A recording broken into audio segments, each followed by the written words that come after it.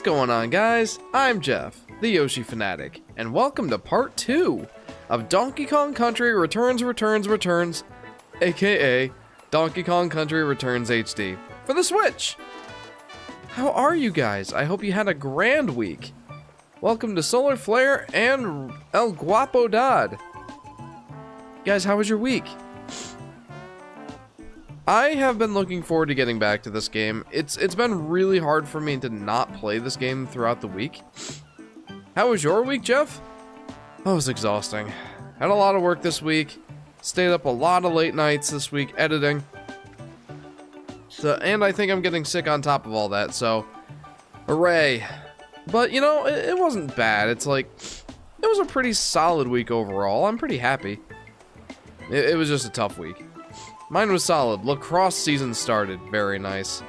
Would you say that you enjoy lacrosse or football more? I have to assume football. I still got to watch your new vid, though.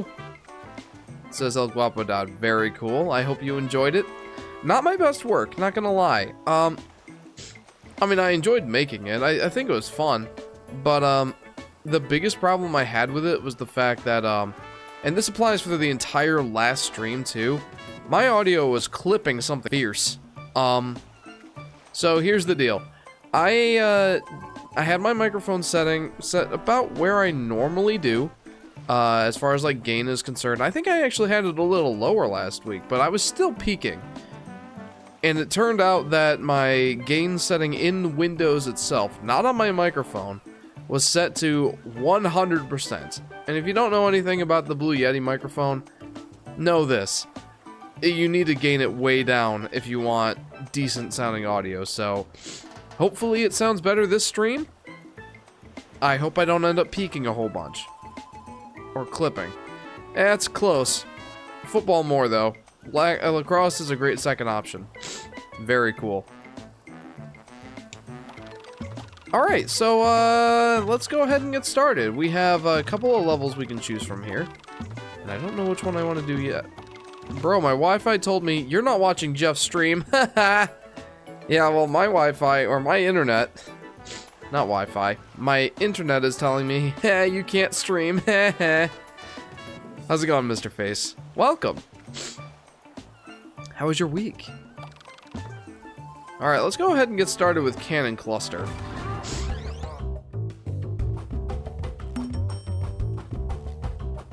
Ugh. So, I want this to be a normal length stream. I intend for it to be as such. But, it's been a long week. I'm pretty tired, and if you can't tell by my voice, I think I'm starting to get sick. So, it could end up being an early night. I don't know. We'll see.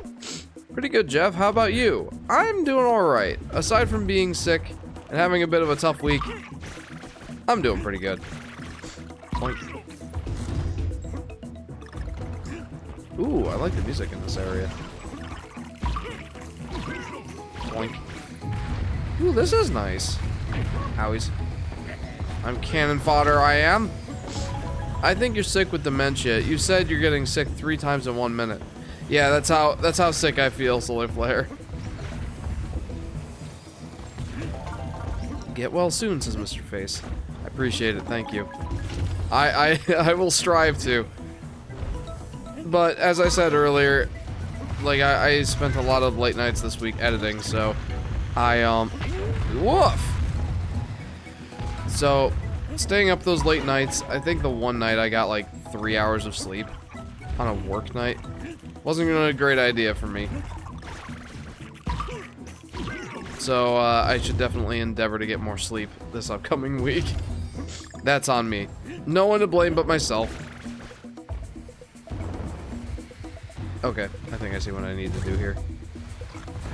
Get off the pound post.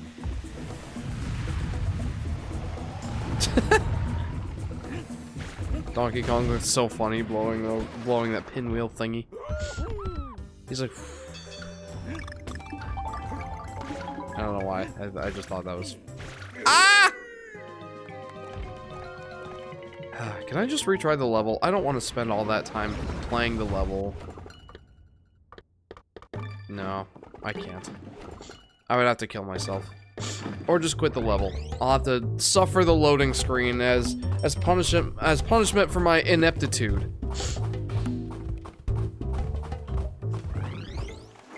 Let's try that again.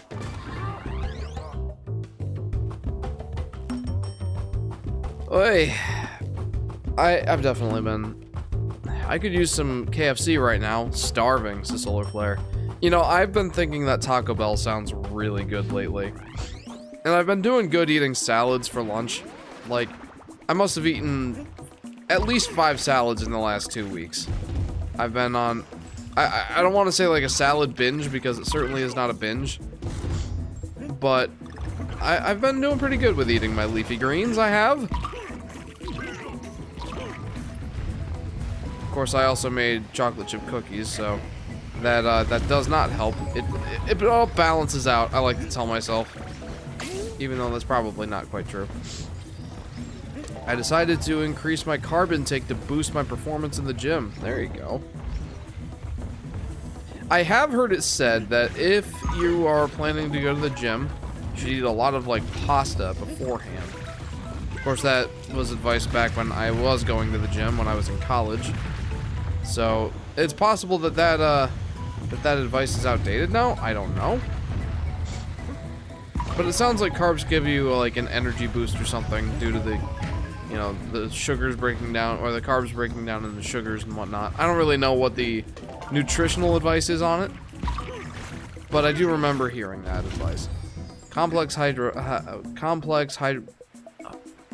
am I saying hydro? Carbohydrates, yep. Bread works as well. It's very cool.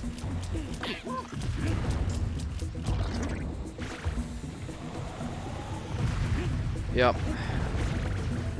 Also, yes, I did say back when I used to go to the gym, there was a time in my life when I actively went to the gym.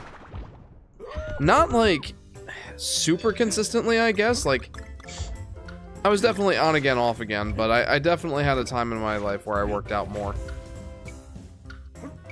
There was also a time in my life when, I think I've told this on stream before, but, I like telling this. There was this college class, the college that I went to required 2 physical education credits before you can graduate. And one of the classes I took when I switched colleges, I was like, what are the options as far as phys ed classes go? And I looked at my options, and it's like the standard stuff, your normal sports and all that. But then I saw one that said ninja training. I'm like, ninja training? So I had to check that out. It turns out, like, you know the show American Ninja Warrior, where, like, you know, the contestants parkour through, like, an obstacle course and that sort of thing? It was kind of like that. The gym was set up to have, like, obstacles and stuff like that. It was a parkour class. And it was a ton of fun. I was absolutely in the best shape of my life when I was doing both parkour once a week and karate classes. Oh, crud. And karate classes twice a week. But I am no longer in that position. I do 1 karate class every week, and that's it. Can't be like candy or anything. Complex carbs metabolize differently than simple ones. Makes sense. I probably shouldn't have done that. Also, I need this box. I thought maybe I could jump on the jellyfish at one point or another. That did not end up being the case at all. Could have used that heart a little earlier.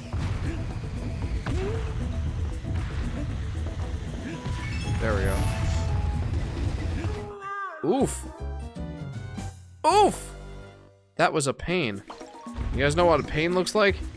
That's what it looks like. My dad has rode the RFK bandwagon and has started to bake his own bread to avoid preservatives. And boy, is it good. Very cool. I've made some of my own bread. Bread's tough, man. They say that baking is the science of the kitchen. And it sure is. I will say that if you have a drafty kitchen, making yeasty things is difficult. Just because, like, bread and yeasty objects don't really rise as readily when it's drafty and cold in the kitchen. I found that out the hard way. Difficult for me to make bread when my dough won't rise. No N, no Donkey Kong. I'm sure I'll find it. Oh, I found it. Welcome to the stream, Luke. How are you doing? Welcome to part 2 of Donkey Kong Country Returns. Owies! Cooking has so much room for error, baking not at all. Yeah, right? Exactly. Like, cakes are another great example. If you're making them from a box, not so much. Like, pretty easy to make cake out of a box. They have that down to a science. Like, they do the sciencey part for you by pre-engineering the chemical mixture that makes your dough, your batter. Like, they've done the hard part for you. But if you're like making a cake from scratch, you need to make sure you don't overmix your dough. I keep calling it dough, your batter. Because if you do, like, you don't want to mix it until it's nice and smooth like you would normally think of cake batter being. You want to make sure that it's still got some lumps in it. Because the lumps are what give it the, or are kind of what keep it from getting all homogeneous. And by homogeneous, I mean, like, you have the grain too fine, and then it bakes up, and then it's too tough. I did that once or twice when I was first learning how to make cakes from scratch. I overmixed it, and then the end result ended up being, like, dense and chewy. It's not like it wasn't good or anything, it's just, you normally think, at least I normally think of cakes being, like, light and fluffy, not dense and chewy. I guess, like, a pound cake? Oh, this part's gonna be tough. Yeah, maybe not, I just have to be patient. Patient Jeff. That's not a Jeff you see all that often. Normally, Jeff is like twitchy action reflex guy. Now he's got to be a bit more methodical. Just a little bit, though. Not that bad. Hi, everyone. Hi, Blues Cat. Welcome to the stream. I need to focus for one real quick second. Just to make sure I don't screw up this minigame. Blink. I have not screwed it up. Hooray. Oh, Blues Cat, I like the new font for your name. That's awesome. I've been under the weather for days, says Luke. That sucks. I'm sorry. I hope you get well soon, friend. Oh, I missed a thing. Dang it. Get a bread machine. It ruins the fun, but if you want a constant supply of fresh bread, it does it all. Yeah, I've been thinking it would be nice to get a bread machine, but man, they're expensive. Well, fairly expensive. And I just don't have a lot of room in my kitchen to put one. Banana boys! Never thought of water weight was a thing. This is Blues Cat. It certainly is. You learn that when you... Oh, not time attack. Not time attack. Whatever. Let's do it just for the funsies.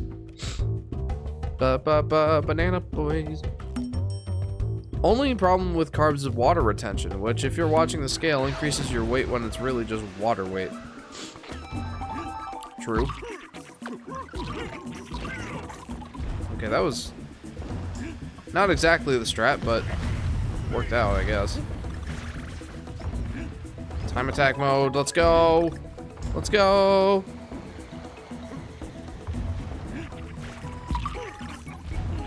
Uh-oh. Owies. I need to beat this level in 51 seconds in order to get the gold. That's pretty fast.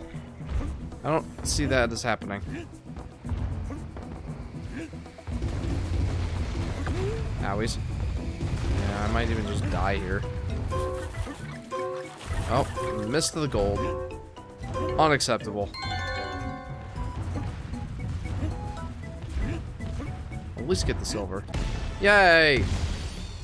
Someone who plays sports and is into fitness, I weigh myself every day. I shift over 5 pounds, sometimes up to 10, before I go to bed and after I wake up. Yeah, that happens. I don't have it quite that drastically, but fitness, keto is one of the worst things you can do. It erases the energy you need for performance. I feel like a dietitian. Yeah, that's fair, Solar Flare. I mean, like you said, you're into fitness, so... Oh no. You're into fitness, so it makes sense. You kind of have to keep an eye on your macros and your calorie intake and all that. And like you said, energy levels, that's huge for sports.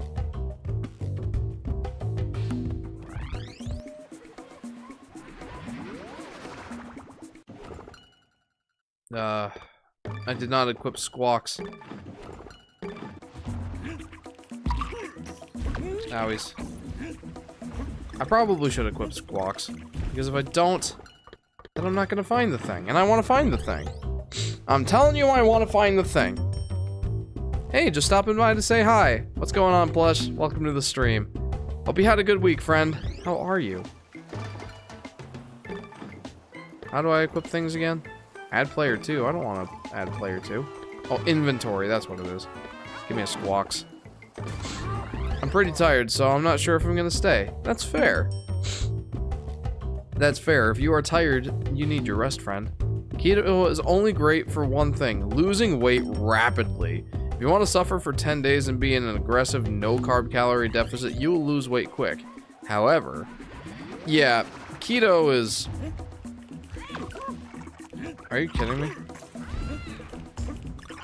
Are you... What? Are you kidding me? That's where it was? However, you will have no energy, won't gain any muscle, and won't be happy. Yeah, because, like, your body goes into fat-burning mode, yeah? Like, you don't feed it any sugars, so it can't, like, break down complex sugars or complex carbs because you're not giving it any, and therefore it uses fat as the fuel for your body, as opposed to sugars. And obviously, when your body is burning fat, you lose weight.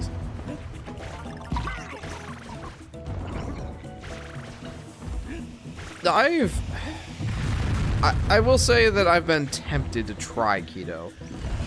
Like, I don't think it's something that I could do long term, and I don't think I would want to. Like, I like carby and sugary things too much. And, like, the fact that there are even some vegetables that you cannot eat on a keto diet tells you pretty much everything you need to know about a keto diet. At least I think. Like, if you can't even eat some vegetables when you're on a diet, that's one heck of a diet, dude. Wow. Nice stinkies. Oh, well, never mind. I guess it saves it. Oh, what? What saves what? Oh, the,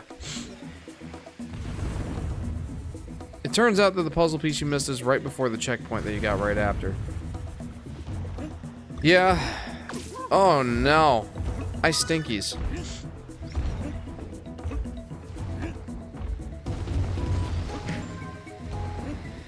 I gotta get back into the groove here. The swing of things, if you will. The puzzle pieces. Yeah, it saves the puzzle pieces even when you die. I don't know if that happened in the Wii version. I feel like it did.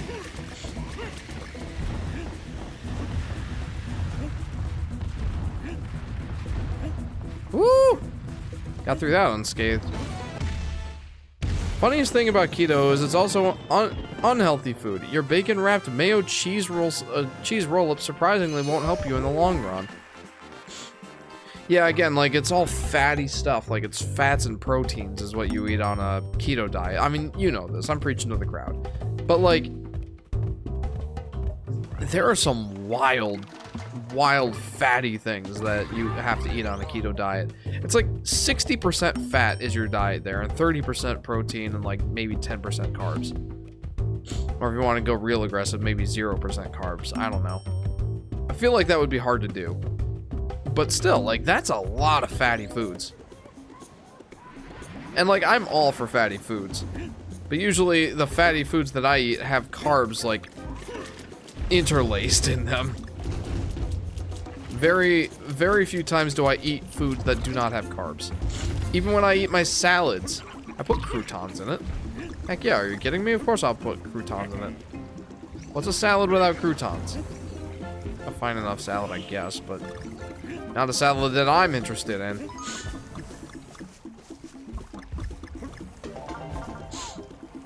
I desperately need a better diet. I'm far too skinny for my own good.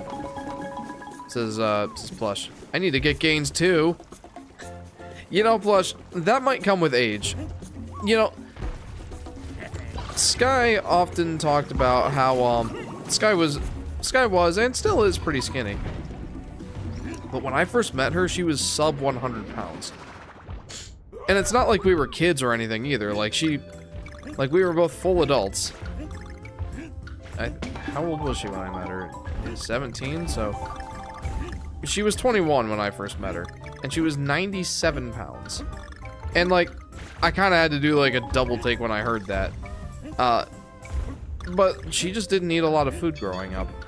And now that she's married to me, I make us quite a bit of food, probably more food than I should. And she's a healthier weight now for sure, which is good. That's very good. I think she's at a really good point. Like, she's at the ideal weight. At least from a BMI standpoint. Whereas I am like 20 pounds over the BMI index. The I stands for index. Why do people say body mass index? I don't know. Anyway, I guess the point of that all is, people used to tell her, like, enjoy it while you can because you'll miss it when you don't have it anymore. And she always got upset at people like that. She's like, I don't always want to be this skinny. I'm not gonna miss it. And here we are, 7 years into our marriage. Oh, well, six and a half years into our marriage. And, not even 6.5, like 6-ish years of marriage. And she's like, yeah, I should have listened to them. So moral of the story is, enjoy it while you can. There will come a day when your metabolism slows and you will miss the faster metabolism. I guarantee it. Calamari, anyone? Giant calamari. Although, this is an octopus, right? Yeah, he's not an octopus. Oh, jeez. Hey, Jeff. What's going on, Robert? Welcome to the stream. Welcome to Donkey Kong Country Returns! Part 2. How's it going? Also, Ben, welcome to the stream. Fatty foods are good for cheat meals, not the healthy parts of your diet. Yeah, for sure. If I was more focused on what I eat, I probably would try a little harder to, like, you know, not have as many of those fatty foods. But that's, I don't know, that's too much for me. I still eat relatively healthy, I think. Like, I don't eat a ton of processed foods. I make most of my food homemade, which that helps out a ton. But, you know, a lot of it's cheesy and fatty and, you know, just generally has a lot of calories, I suppose. And one of my biggest downfalls, well, I guess my two biggest downfalls are that I have a major sweet tooth. Like, to the extreme. If there's free cake or free cookies at work, I literally cannot stop myself from taking some. Even going back for seconds. Like, if it is there, I am going to eat it. I lack the self-control necessary. But that, and in combination with that, and the fact that my servings are, oh my goodness, I tend to eat fairly large servings. Do I kill myself here? Yeah, I do. I tend to eat fairly large servings, like steak, for example. Love steak, and it's not like steak is super unhealthy or anything. Especially the steak that I get sirloins, which is probably the least fatty out of the steaks. The leanest of the steak cuts, which means that it lacks the flavor and tenderness that a lot of the other cuts, like the most popular one, ribeye. Still, I guess the point of that all is,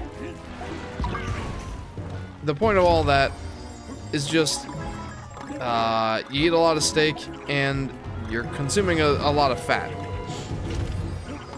I can eat a pound of steak in one sitting, absolutely no problem.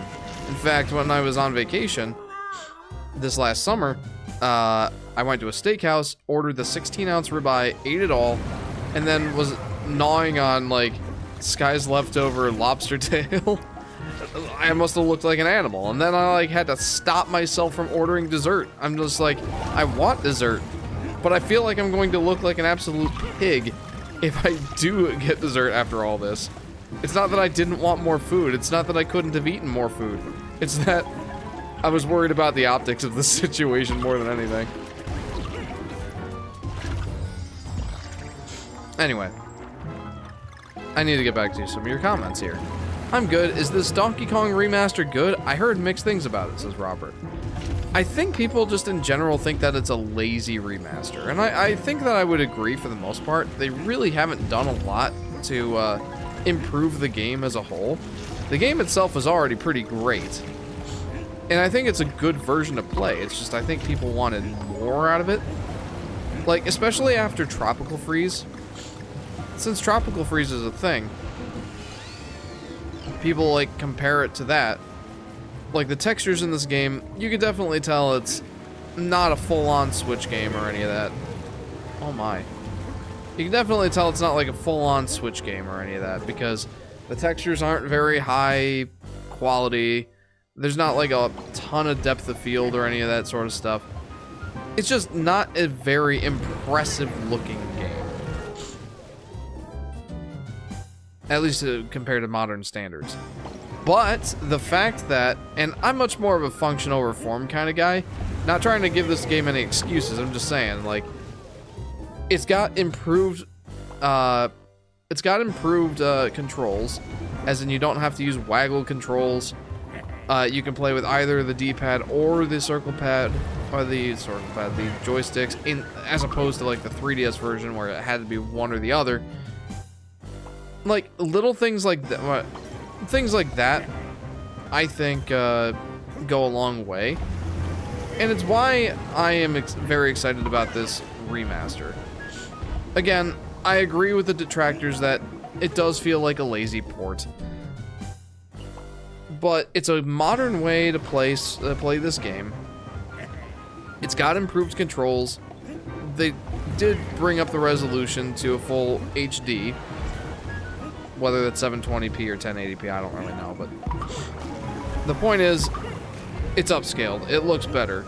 It does than the Wii version, I think.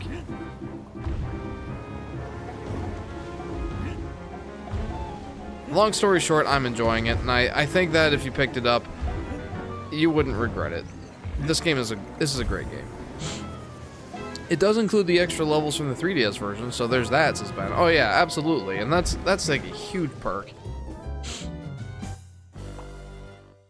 Alright, I'll get back to some more comments that I missed after I finish this level.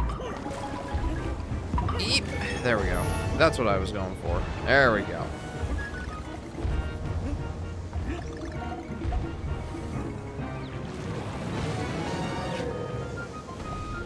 Ah, so close. If you throw a barrel at the sparkling jellyfish, you get some coins and a 1-up. Oh, okay, good to know. Hey, I got all the puzzle pieces. Alright, I'm gonna go ahead and read some comments here. From Solar Flare. I'm currently in a weight maintenance stage, where you eat enough calories to not lose weight, but not enough to gain. What would be considered normal with my exercise regimen? It's perfect for high gym and sport performance, where the excess fat I do have will naturally burn and be replaced with muscle. Dog, being skinny means you're about to die, okay?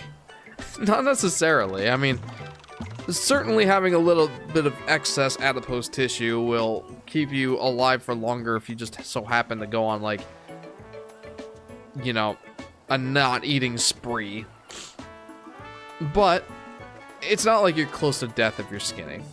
Like, if you're skin and bone to the point where, like, you know, your rib cage is showing in a relaxed position and, like, you're clearly deathly skinny, then yeah, that's not good. But there's such a thing as a healthy skinny.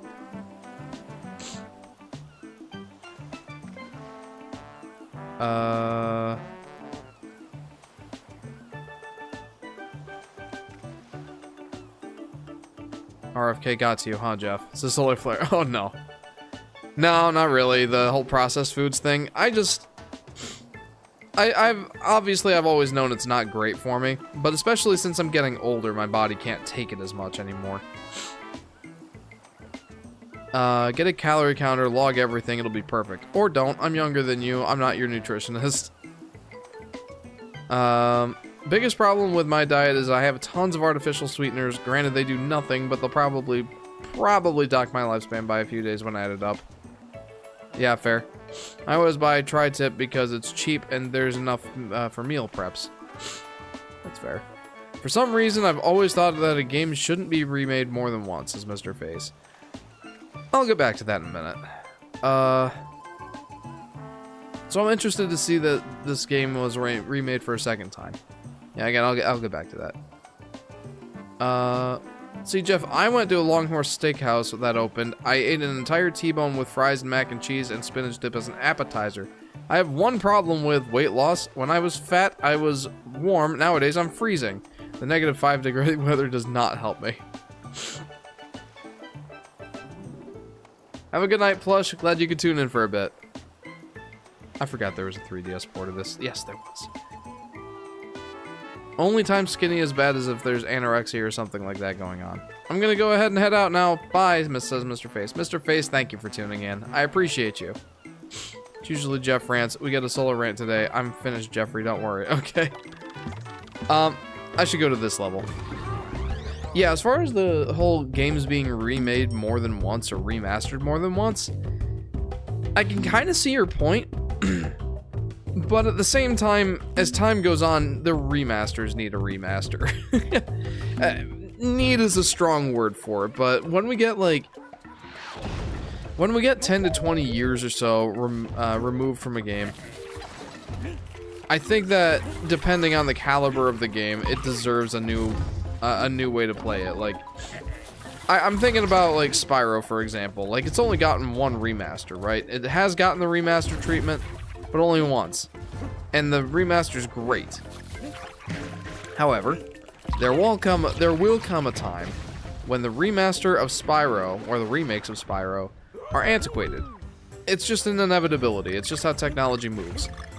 And like I said, it's a great version of the game. Like, very faithful to the originals, but they look great, they perform great, and they're just a ton of fun.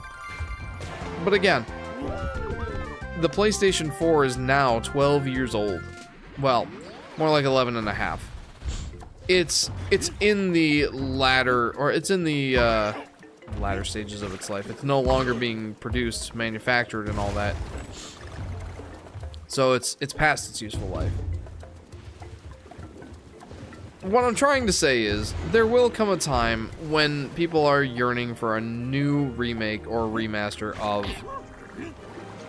of the Spyro games, just to bring it up to what will be at that time the modern standards. Oh, what the?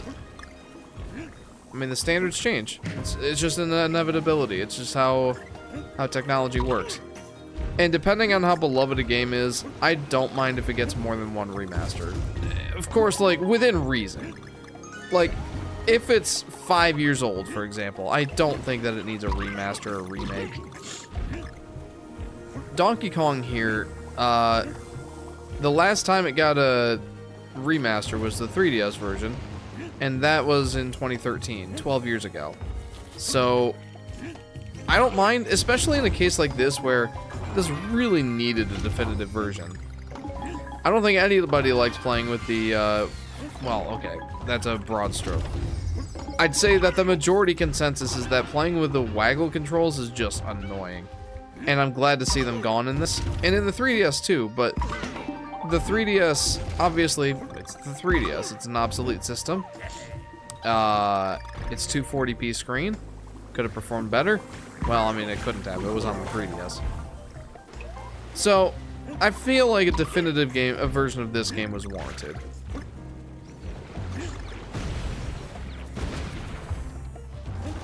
But I guess that's my point. Like, oh man, the whale is no longer my friend. He's breaking all my platforms.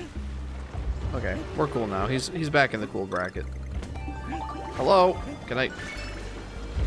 Woo! Oh, I like that it has the water level song in this. Because, like, you can't go in the water in this game, so this is as close as we're gonna get. I guess I do think that's a little bit weird. A little weak sauce, not gonna lie. Oh, the whale's happy. I like that.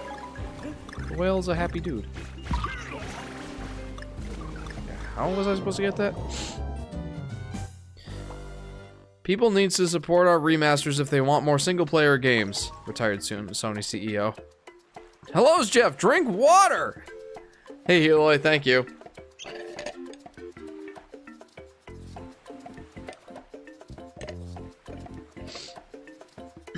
You know, all that said, if it comes between having a remaster of a game and having a brand new game in that series, 100% of the time I will take the brand new game. Like, I had a discussion with my friends on my my podcast, my old podcast, about remakes, remasters, and reimaginings. And one of the questions I posed was, out of the three kinds of things, like, we had classified remasters as being like simple ports, like this is a remaster, for example. Simple ports, maybe improve the graphics, the controls, that sort of thing. That's a remaster. Another great example is like Uncharted, the Nathan Drake collection. It took the PlayStation 3 games, improved the performance, the resolution, and it sounds like it fixed a couple of things in controls, but for the most part, like, it's the same exact game. It just, you know, plays and looks a little better. Remakes, things like Spyro the Reignited trilogy, where they took it from the ground up, rebuilt the game, made it look absolutely phenomenal. Basically a full asset remake. That's a remake. And then a reimagining, things like the Tomb Raider 2013 game. That's more of a reboot, but I think reimagining is a fine way to look at it too. Or the Ratchet & Clank game. Ratchet & Clank on the PS4, you know, the game based on the movie based on the game. And, yeah. I had asked the question to my friends, which of those three categories they prefer. And I was the only one who said reimaginings, because it is the closest thing to, like, a brand new game out of those three categories. If we're gonna get one of the three, I'd rather the reimaginings. That's what I said then. I don't know if I still stand by it. But that all is to say, you know, if it comes down to having a new game in a series, or getting a remaster of an existing game in the series, 100% of the time I'm going to take the new game. Favorite example of this is if the hypothetical remake of Kid Icarus Uprising were to come out, but it was at the expense of a new game in that sort of formula, I would be upset about that. Like, I love Kid Icarus Uprising, and I want it to get a remaster. I would love that more than, you know, most games that I can think of that would get a remaster.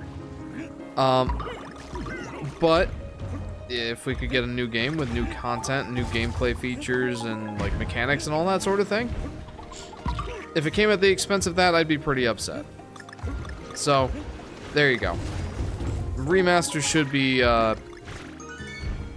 done in moderation, I'll say. Like, we're kind of in an age where remasters, remakes are starting to get more and more popular. And I wonder if part of the reason for that is, well, obviously nostalgia plays a factor. Like, if you can get a remake, remaster, or like some sort of modernization of a game that you love, I'm sure most people would be just absolutely stoked to have that. But, what? But I do wonder if part of the problem, or part of the fact that we're getting so many remasters nowadays and why they're so popular these days, I wonder if that's because... Really? I wonder if that's because, like, games are taking so long to make now, and remasters are relatively easy to do. Like, you go back and you know, spruce up the graphics or the controls, maybe add a little bit of content, that sort of thing. But it's not like it's developing a whole brand new game, and like timelines for development are a lot shorter with remasters and remakes. Especially with the ballooning cost and ballooning development times of modern games nowadays, where like 5 to 6 years is normal now. It's like I can see why remasters and remakes are popular for that reason alone. Woof. I think that says something more about about the gaming industry as a whole, rather than like the status of remakes and remasters. It's because of money, Jeff, says Solar Flare. Yeah, again, for the aforementioned reason that like remasters, remakes are relatively easy to make versus a brand new game. It takes less time, takes less development effort. You can have like a B studio, like not the main studio, but like the secondary studio work on a remaster while the A studio is working on a brand new game, that kind of thing. It's cheaper for a lot of reasons, and like most of the time you can charge the full price for it. Nintendo especially, like they're notorious with like their remasters and remakes being as expensive or more expensive than the original version, even if it's not substantially better. This game is a perfect example. The original game, I think, was $50 on the Wii, $40 on the 3DS, because that's just what the full price of those games on those consoles was. And then this game is a full $60. The same kind of thing happened with Tropical Freeze when it came to the Switch. The original version was $40, or it was $50, and then it came out on the Switch, and then it was the full $60. At the time of the Switch's version's release, like Donkey Kong Tropical Freeze was a Nintendo Select. It was $20. Nintendo took it off the Wii U eShop just so that people would be forced to buy the Switch version. So yeah, you do have a point that money has a lot to do with it. But I don't think it's the only reason. And I think that us fans like clamoring for remakes and remasters all the time, it doesn't help. People need to... Oh, I already read that. Sorry. Jeff, I got a question. Would you rather have no Yoshi but yes steak, or yes Yoshi but no steak? I think yes Yoshi but no steak. I could live without steak. It would just be a little bit more sad of an existence. I love steak so much, but I can't get it all the time. It's like a once a month or 2 months treat. I could get by without it. Hello, John. What's going on? Welcome to the stream. There's usually a safety net for both player. If player 1 jumps on an enemy's head, player 2 has the opportunity to jump on the same enemies, even if it's defeated. Oh, that's cool. That's a good idea. The 3DS version of the game unfortunately lost the feature that lets player 2 have a safety net. Did it even have multiplayer? If it did, that's impressive. Liam Cienko says, hey, Jeff, hope things are going well, man. Things are going pretty well, Liam. Welcome to the stream. Welcome to part 2 of Donkey Kong Country Returns. It's the same problem with the Switch version. Interesting. And worse, the Switch version doesn't credit the designers of the original Wii games. Only the people who worked on the port. Yeah, that's ridiculous. I watched an Arlo video, or a Topic Arlo video on this topic recently, and like the fact that for these retro games, Nintendo has not been crediting the original creators of the original game. They did that with Metroid Prime as well. It's like, what gives? What? Retro puts out such great games, such high acclaimed games on the Switch or on Nintendo's consoles. It's like, what is with Nintendo like hating retro for some reason? There's just no. Maybe there's some like cultural nuance that we're not aware of or something. I don't know. Nintendo is a Japanese company, in fairness. What? So maybe there's some cultural divide that we're just not aware of. I don't know. But from the way I'm looking at it, from my standpoint, It's scummy, and I hate that they're doing that. And again, like, this has been a problem quite a bit recently. Did Retro do Metroid Prime, or am I mistaken? Yeah, that was Retro Studios.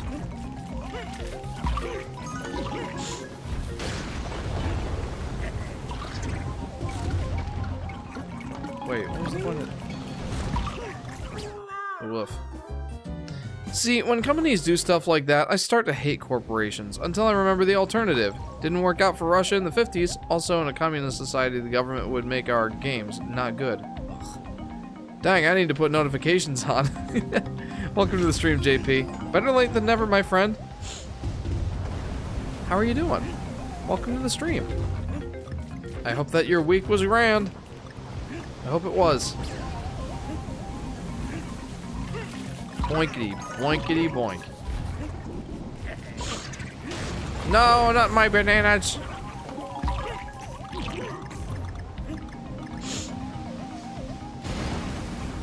Read the safety net for co-op. Read the safety net for co-op? There's a safety net for both players. If player 1 jumps on an enemy's head, player 2 has the opportunity to jump on the same enemy, even if it's defeated. Oh, the Switch released it.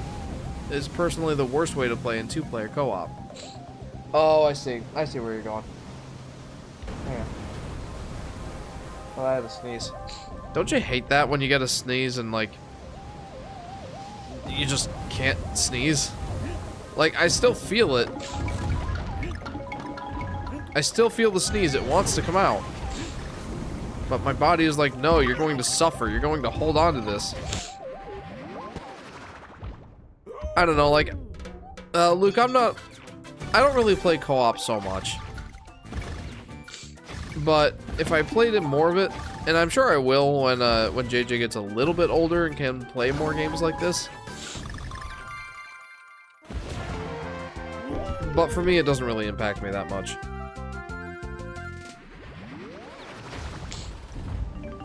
Solar Flare says, well, Jeff, I'm being called from the nighttime spirits up in the dreamscape. It's time to leave. Have a great night and week. Anyway, eat more French bread and hit the gym. Bye. Solar Flare, thank you for tuning in. I hope that you have a very pleasant sleep. Hope you have a good week. And I hope to see you next time, friend.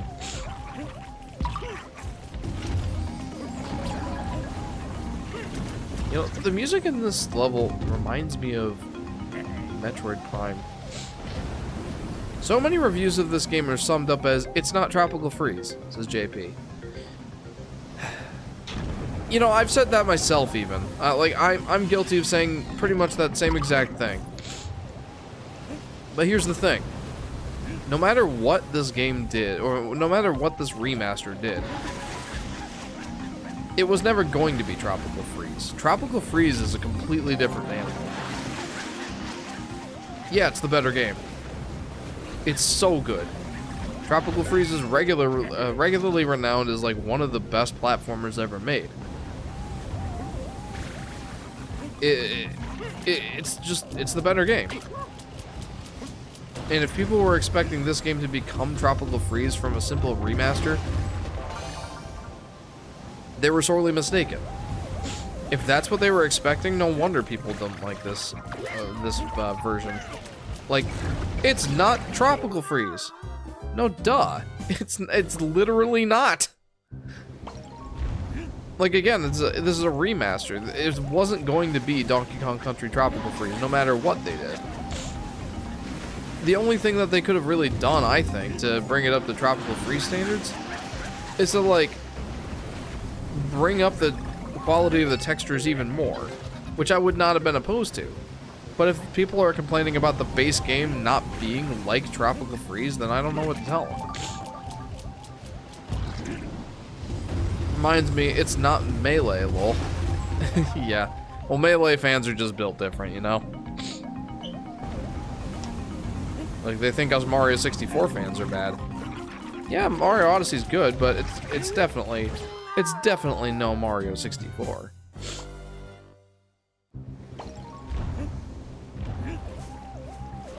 I will admit, though, Mario Odyssey is probably the better 3D game. I just like 64 so much. It's my favorite game ever, so I have a bit of a bias towards it.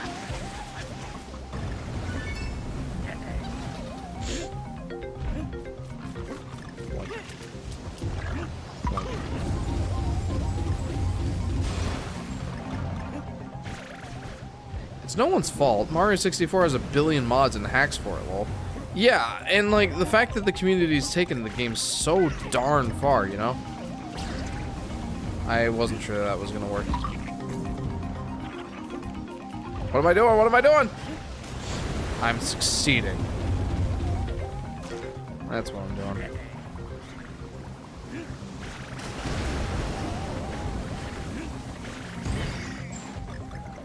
Oh. Oh, gee. What was that? Are you going for 100% completion, asks Robert. Yes. Yes, I am. 100% I'm going for 100%. You know it, friend. I'm not going for 200% though. 200%, if it's still a thing in this remaster, which I imagine it is like getting gold ratings in all of the time attack challenges. I believe that's what the 200% is. Oh no! I believe that's what the 200% is in this game. But no, I'm just going to get I'm going to beat all the levels, get all the Kong letters, find all the puzzle pieces. And yeah, that's pretty much the plan. I see Mario 64 and Odyssey as apples and oranges. There are things like I like differently about both of them. Oh yeah, for sure. I mean, they're apples to apples in that like they're both 3D sandbox Mario games with like a variety of missions to undertake. It's pretty much where the similarities. Well, yeah, there are a lot of differences. I don't know if it's quite apples and oranges, but there's definitely a lot of differences to be had in that game. Or in those two games.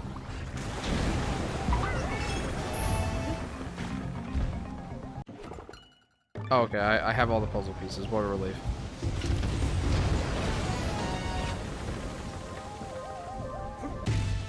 Oh no! I must have gotten like the last frame of the banana medal. That's sad. Image gallery updated. Hooray! I really look forward to playing Mario 64 on livestream again. I definitely want to play that game on stream sometime. Just not sure when. Tumbling Temple. Oh boy. Ready for the K level, guys? I don't know if I am, but here we go.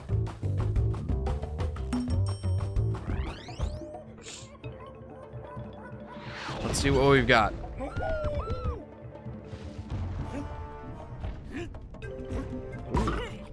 Oh, Sky would like this. They're Parasol Orlophus. Oh, that's mean.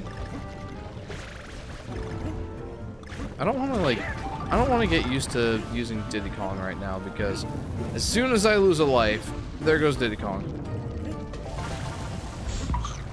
I mean, I may as well make use of him while he's here, but kind of like learn the lay of the land or whatever.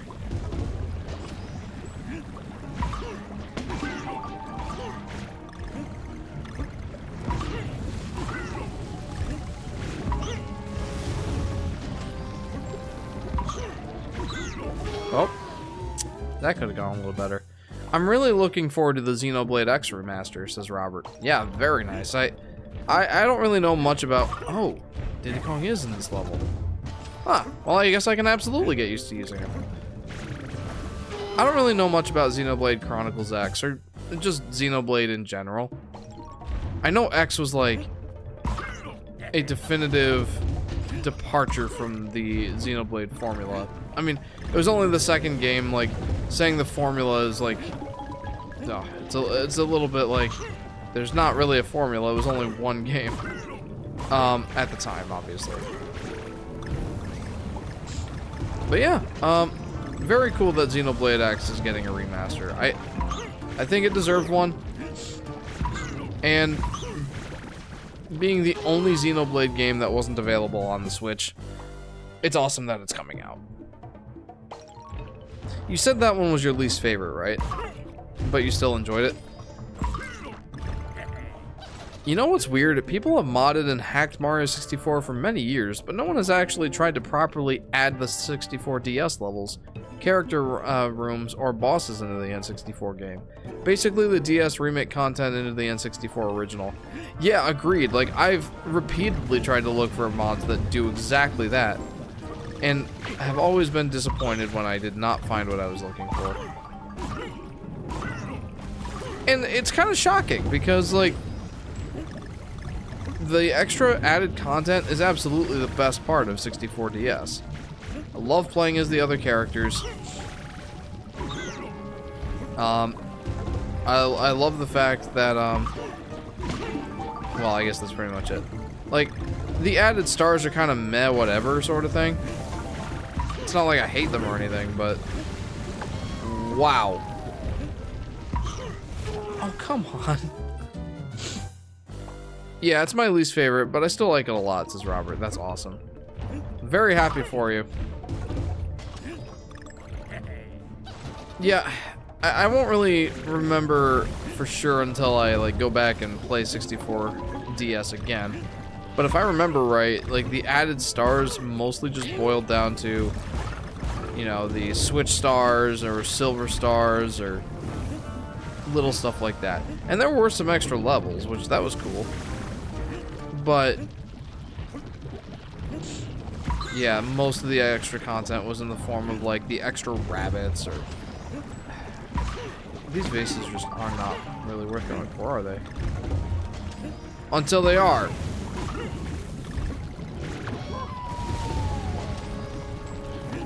Okay. Yeah, didn't want to jump the gun on that one.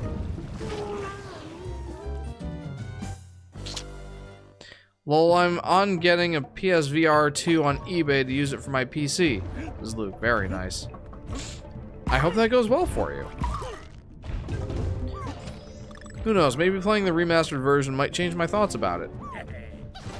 Maybe. If I recall, your main problem with Xenoblade Chronicles X was just the large focus on the side quests.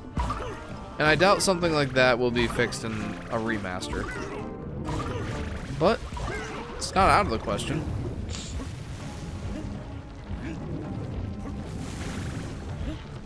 It's just not worth going for all those banana coins. Banana coins. Banana coins. Alright. Those puzzle pieces are borderline troll.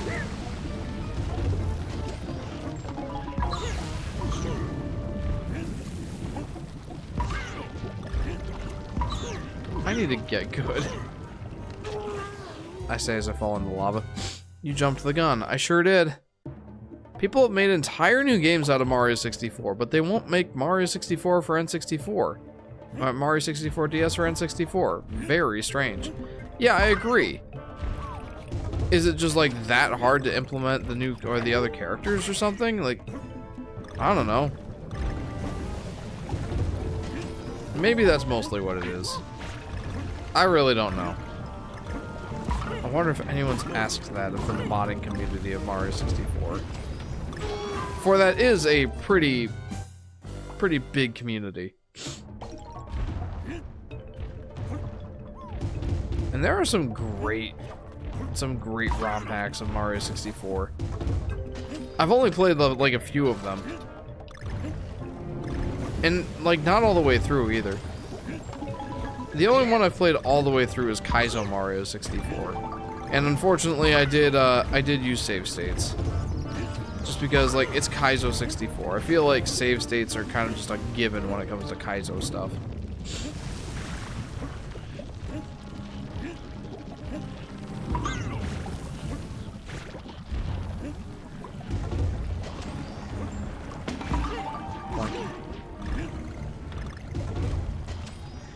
Getting that puzzle piece is very difficult. Like, I've already gotten it, so I don't really need to get it again. It's just... it feels so weird not to go for the puzzle pieces that I've already gotten.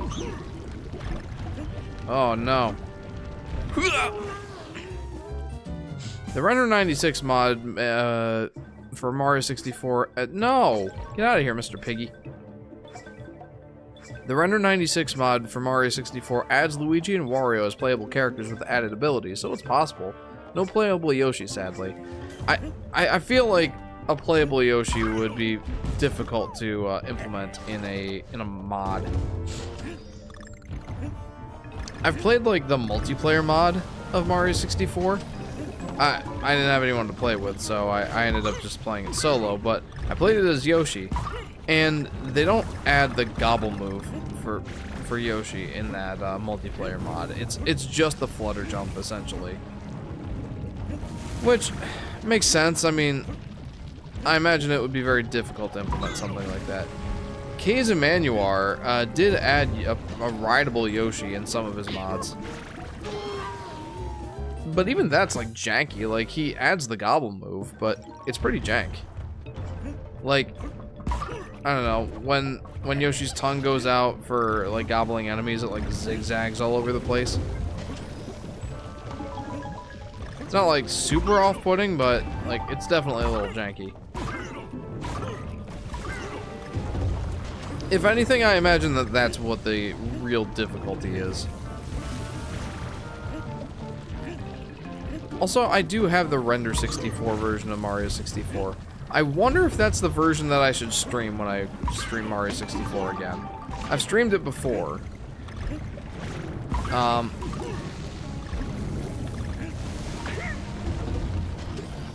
But I kind of see, like, the Render 64 thing as being the way to play Mario 64 in modern era.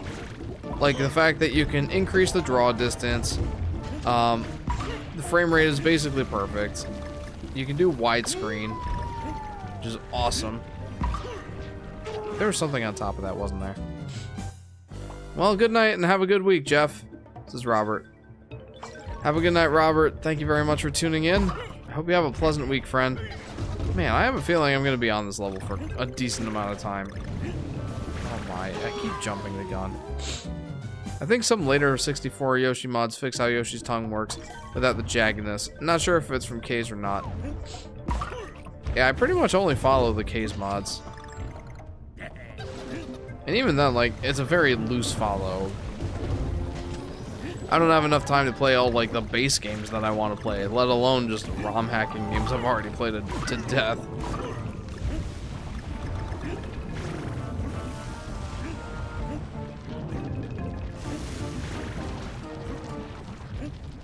I wonder if Nintendo will ever put out, like, a definitive edition of Mario 64. I have my doubts, but I would love it if they did, like, Mario 64 DS remastered or something, I don't know. Honestly, if all they did for a Mario 64 DS remaster was improve the controls and bring it up to, like, modern graphical standards, I think I would love it. I know that would be good enough for me. Okay, there's absolutely something up there. They tried to lure me away with just the bananas. And it worked for a time. It shouldn't have, but it did. Uh-oh. Did I get that? No, I did not. Nuts. Nuts. Redemption! Redemption! Woo! Oh, that was too close. Too close for comfort. Oh! Ah! Huh?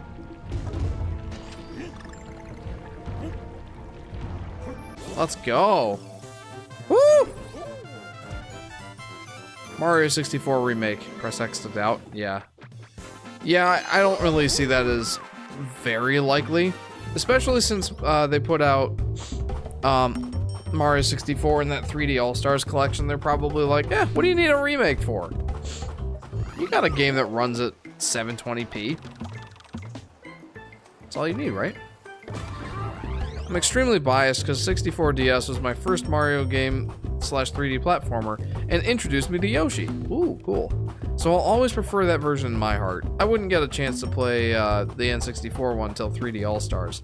Yeah, and by that point, like, 64 has not aged super gracefully. I will grant that. Like, it's a game that has aged quite poorly. Its flaws are well known and pretty hefty, but I still love it. Like, the controls, I can't get over how much I love the controls. Hello. Wow, these guys look a little rough. You can tell this isn't an asset remake of the Wii version. These guys look extremely rough. Like, the upscaling did not help these guys at all. And, like, I feel bad that I'm criticizing it so much, but it's like... I don't know, like, these guys just look extremely off. I'd still replay 64 over Sunshine any day, lol, says Moreno. Yeah. Oh my, this guy has an extra hit to him. What the? Am I doing something wrong here? Ah, there we go. The answer was yes. Yes, I was doing something wrong. I don't know, I really like Sunshine, but as far as like 100% aspect goes, oh my. As far as like the 100% aspect goes, yeah, it definitely left something to be desired. I still have my PS4 and I don't own a PS5 because I got a PC, says Luke. Fair enough. I mean, I got a PS5, but mostly just because, like, I don't know, it's getting harder to get the PS4 versions of games. Like, even if I wanted just the PS4 version of fill in the blank game, it's getting harder to find, and sometimes you'll have to spend more money for the PS4 version. Ultimately, I think I'm glad I got a PS5, even if I don't get much of a chance to play it. If jump on the crab's head and do a ground pound, you can jump on their heads quickly. Yeah, that seems to be the way to do it. Especially where, like, for the one, it seems like it's mandatory.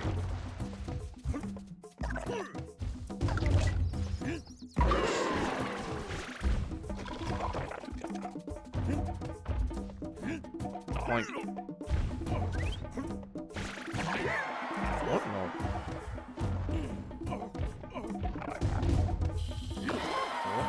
Why do I suck so much?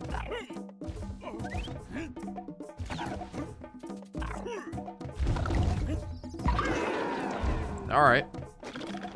Huh. It seems like...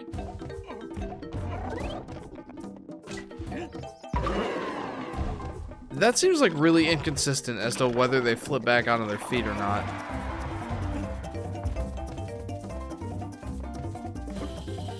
Okay, now I have to... What? Do they just do that at set intervals or what? Huh.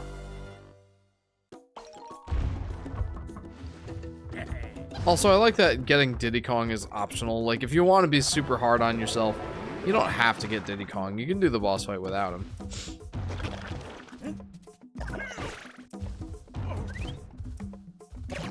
Yeah, what gives? Like, that's super inconsistent.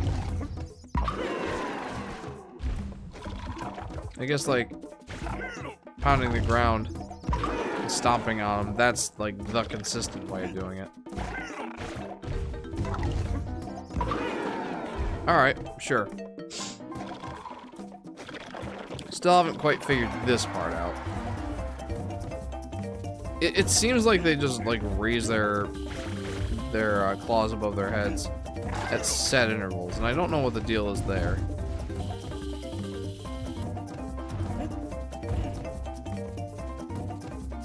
It's mostly the faster way.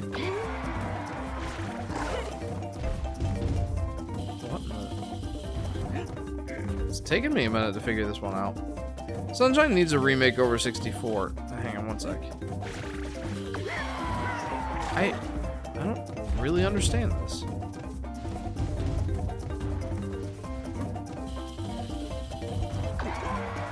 Okay, I'm quite confused. What gives? What? Why didn't that work before?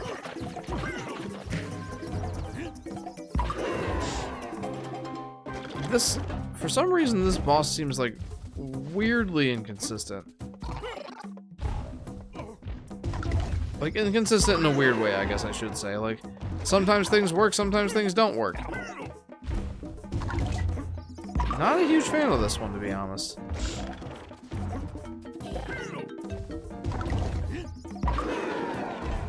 Roll into them when they raise their claws up. I guess that's the way to do it. Do I have to lure them to get their claws up?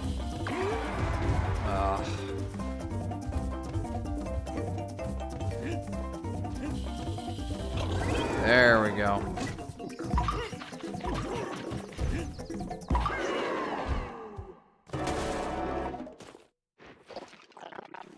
You give up?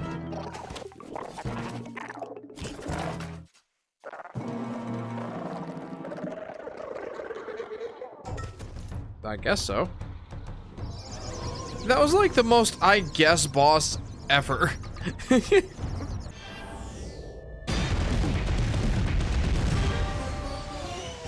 That did not sound like boss music, lol, says Moreno. Yeah, again, adding to the, yeah, I guess, sort of vibes for this boss. Wow, in the words of Robin from Justice, Young Justice, I am thoroughly whelmed.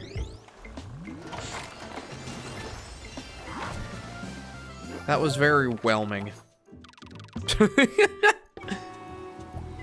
Wonky waterway. Sunshine needs a remake over 64. Was rushed to the point of having blue coins for extra shines instead of more levels. Still a good game. Oh yeah, I can get behind that. Not that I didn't like Sunshine. Like, I think it gets too much hate, but it also gets too many diehard defenders.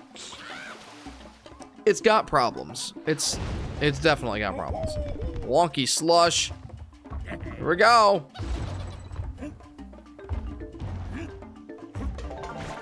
Remake though, over 64.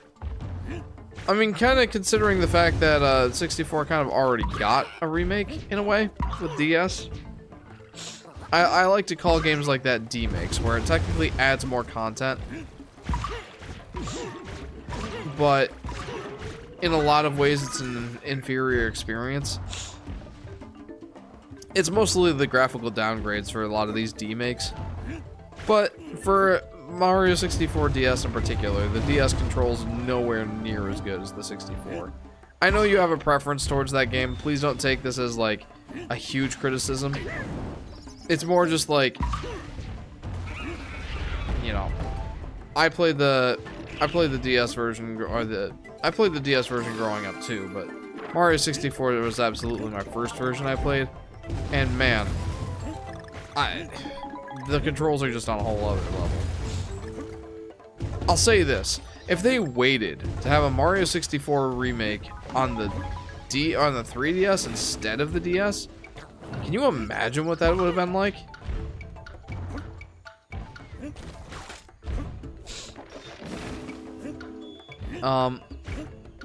Where was I going with this? Oh yeah. Yeah, the fact that Mario 64 technically already got a remake in the form of Mario 64 DS, like, that alone would justify Sunshine getting a remake or remaster more than 64. And you're right, I think content-wise, Mario 64 is more solid.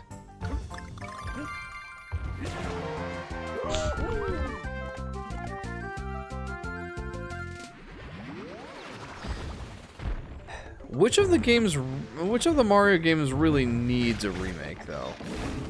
Like, so many of them are honestly incredibly solid, even going back and playing the originals. And, like, one of the only reasons to really get a remaster or remake of a lot of these is just for having a modern way to play it, in my opinion.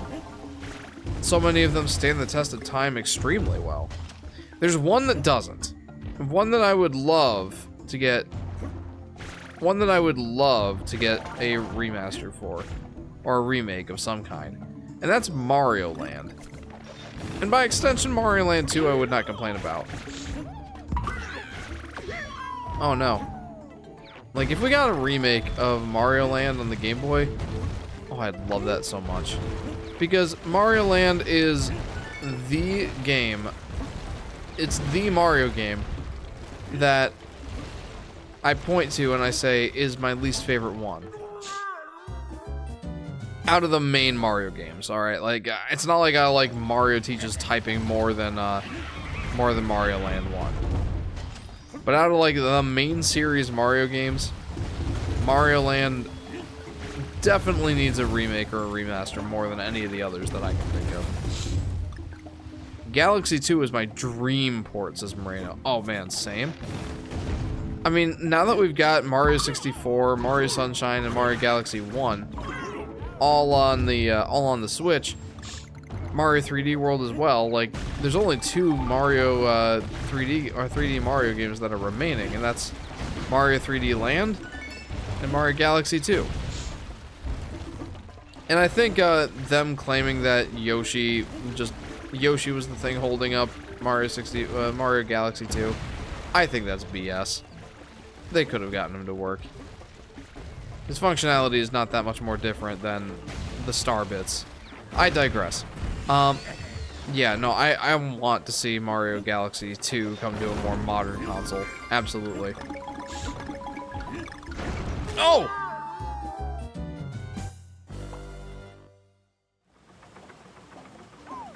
Mario 64 doesn't need a remake because it's ethereal. A Super Mario Land remaster would be interesting, says Blue Sky. Oh yeah, it would. I was actually thinking that today. Like, imagine bringing Mario 3D Land up to, oh, I'm sorry. Super Mario Land, not 3D Land. I'm thinking 3D games now. Yeah, no, I would love a Mario Land remake. I have a feeling that it wouldn't completely measure up to the original for one reason. Well, okay, not for one reason. For a couple reasons, but one, like, I don't know, would they be willing to do like the Chinese theme for the level nowadays? I don't know if they would be. What the? Look at this. Was that in the original game? I mean, obviously it wasn't a Joy-Con if it was in the game.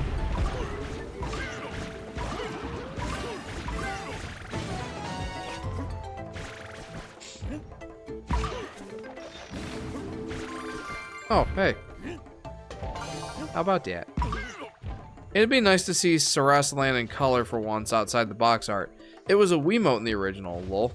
Oh, that's hilarious. I don't even remember the DK thing being there. That's awesome. I don't know, like, would the Chinese themed levels be enough to keep them from making the Mario Land or remaking Mario Land? Like, is it just me or does Nintendo seem to hate Mario Land 1? Is it even available on the Game Boy Virtual Console or the Game Boy NSO app? I don't remember it being there. Like, obviously Mario Land 2 is seen as like a perfect sequel and makes Mario Land just completely like irrelevant. Guess who showed up? Welcome to the stream, Doppel. My voice cracked. I need some water.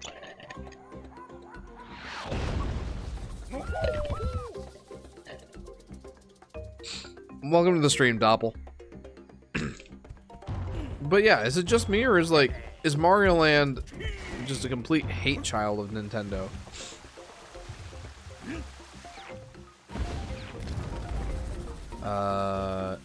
But what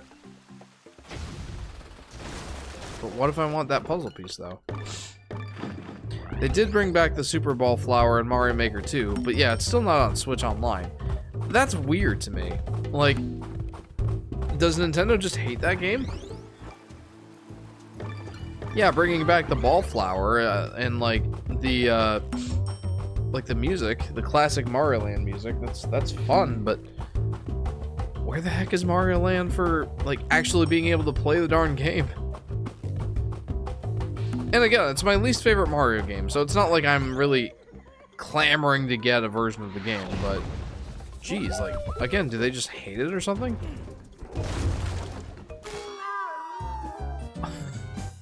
Oh. I say both the Mario Lands are distant in Nintendo's eyes because the usual Mario developers didn't make those games. Interesting. Wasn't that Gunpei Yokoi, or was that someone else? Ah, yes, Mario Land. The ones where Koopas exploded after being stepped on. True, I forgot about that. Super Mario Land is my favorite 2D Mario game next to New Super Mario Bros. DS and Wii. Whoa. Those are interesting. That's an interesting take there, Blues Cat. Is it because the themes are so different? They also don't feature as many Mario staples like Bowser or Peach. That I don't mind so much. What's going on, Chris? Welcome to the stream. Welcome to part 2 of Donkey Kong Country Returns.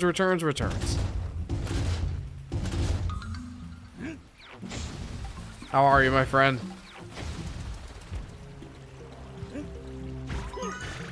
Interesting. Flop. That's what I think of your shenanigans, friend. I wonder if those are insta-kill spikes. I imagine they must be, right? Hello? What the? Why do these guys hurt me? This is like a mini boss? That's funny. These guys are super annoying. The fact that they completely go just out of reach. Donkey Kong returns, says Chris. That's right. Plop. Okay. Pew. Take that. I wanted to mention the name of the final boss in Mario Land, but I forgot his name. Yeah, Tatanga. That would be Tatanga. Let's also not forget Mario piloting a sub in a plane. Yeah, that was cool. See, Mario Land had some interesting stuff going for it, and that's why, like, I'm sad that I don't like it that much. I think it's just, like, it's got real wonky controls. And it's incredibly short, which I don't normally mind all that much. It's just... Oh my goodness, I stinkies. Can I, like, go back and have him respawn? No. Right, that one purple gremlin in the ship says... Holy, there wasn't a checkpoint?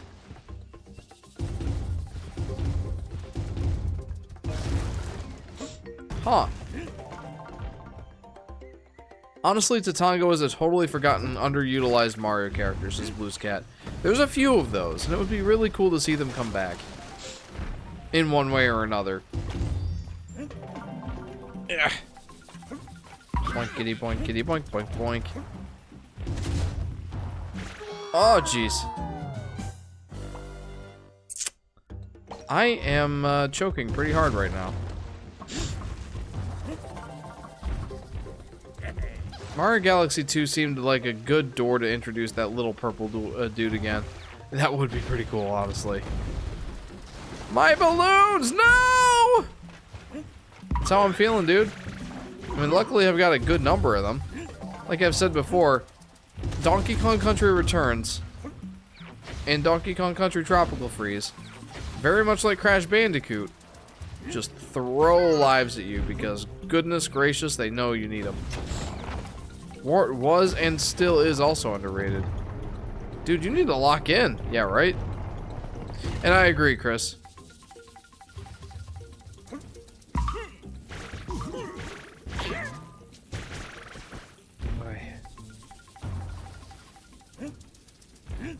Oh, these hummingbirds are super annoying.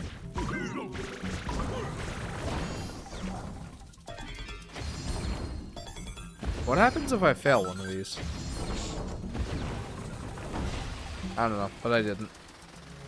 And it's not worth finding out, I don't think.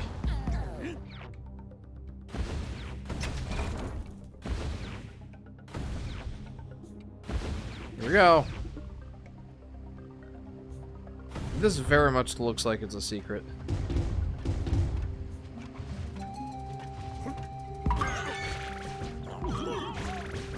Like, did I miss something here? Seems like I must have, right?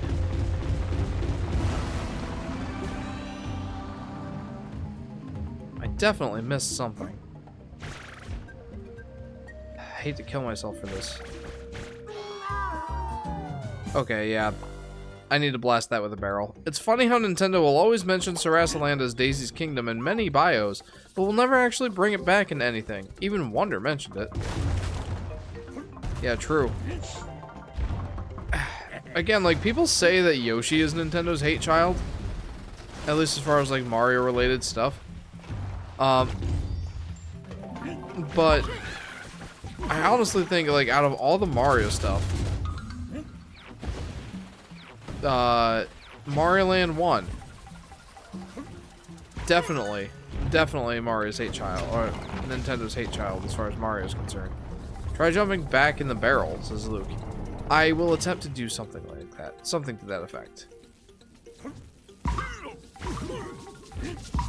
Oh, I could have just completely aced that, but I didn't.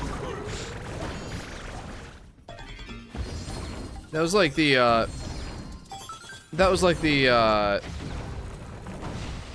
the video game platforming equivalent of a return ace. Or a spare, I guess, in bowling. That's probably more the apt analogy. Here we go. Boink. Alright, let's focus here. Locking in. These are probably my least favorite ones, just because it's incredibly easy to fail these ones. There we go. Yoshi Daffy Duck says, yeah, hey! Welcome to the stream, Yoshi Daffy Duck. JP says, I'd say both Mario Lands are the hate children equally, lol. I don't know if they even count as mainline games or not. Yeah, I don't know. I don't know how they would count it, frankly. But they definitely seem to like Mario Land 2 more than Mario Land 1. Like, it's always the one that comes out first on a console. Like on a virtual console, rather. Or equivalent service. Like, it came to the Switch online first. Came to the 3DS. I guess that's pretty much the only examples I can think of. But, yeah, they just seem to like Mario Land 2 more. And I think most of us do. Is Wario Land a neglected series? I'd say at this point, yeah. Like the last Wario Land game was Shake It on the Wii. And wasn't that like 2010-ish? It's been far too long since the last Wario Land game, I'll say that. Oh, okay, those are not instant kills. That's interesting.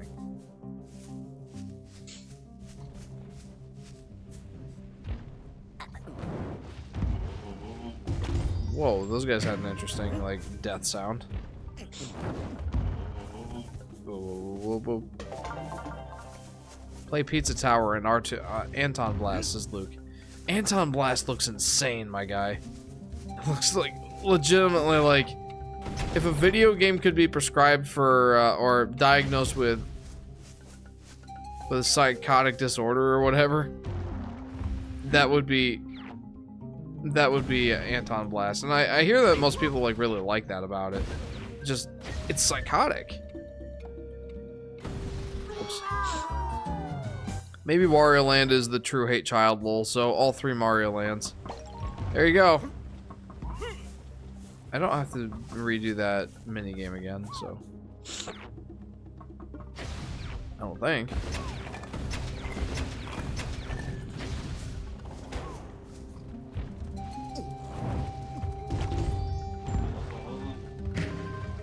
But yeah, I would love to see a new Wario Land game. Like, it kind of blows my mind that Shake It was the last one. Did it just, like, not sell well or something?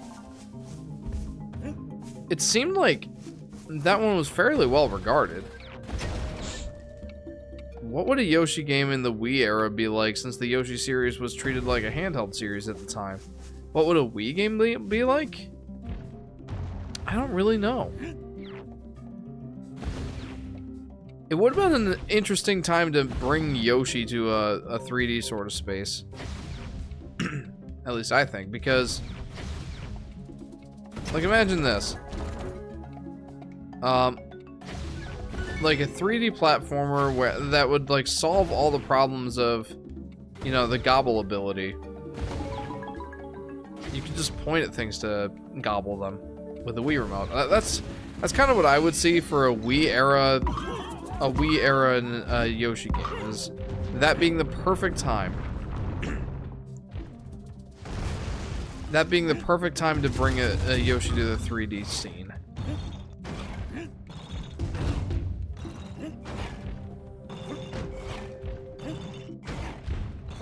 Okay.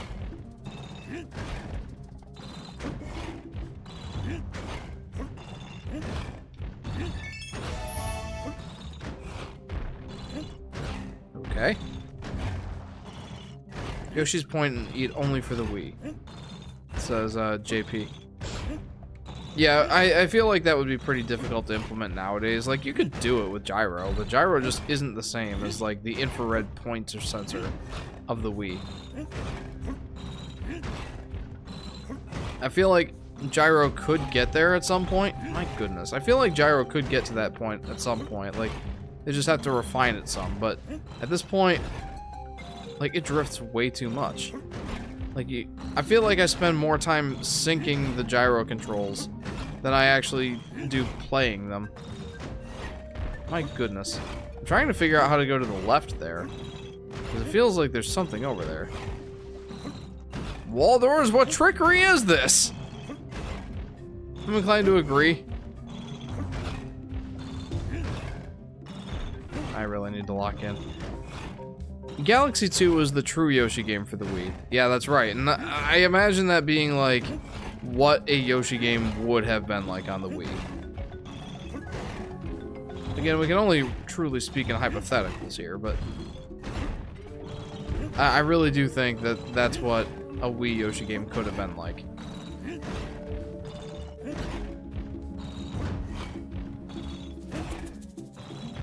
Oh, okay, I see what I'm supposed to do up there. There's absolutely something over there. And I'm going to find out what.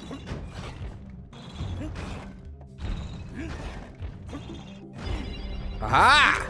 It was a puzzle piece! Why am I not surprised?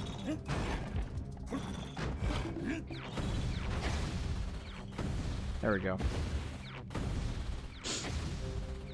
Here. Here.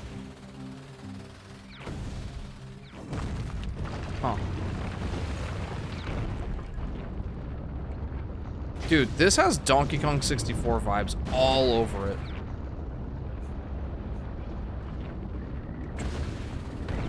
Anybody remember that? In the, like, Aztec level?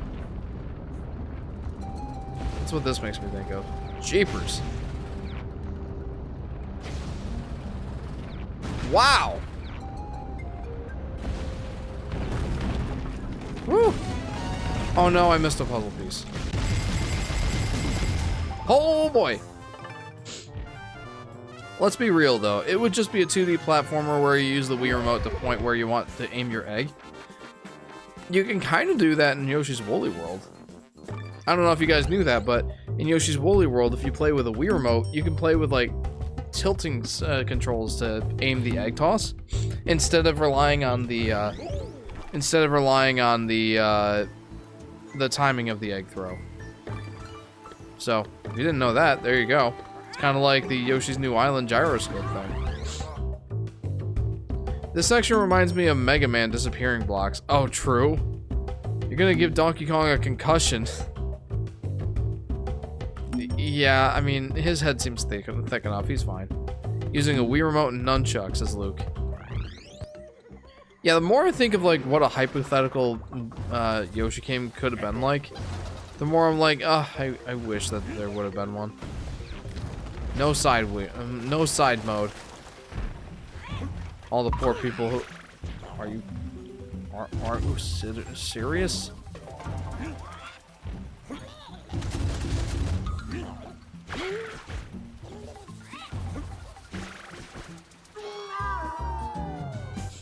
Huh.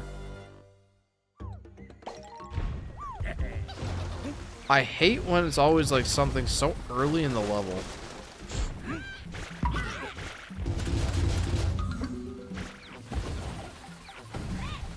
Oh. Okay, that's pretty obvious. Why didn't I see that? Alright, time to do essentially time attack mode. Never mind. See, what's crazy is I feel like I'm dying a whole lot, but I've almost maxed out the extra life counter. It only goes up to 99.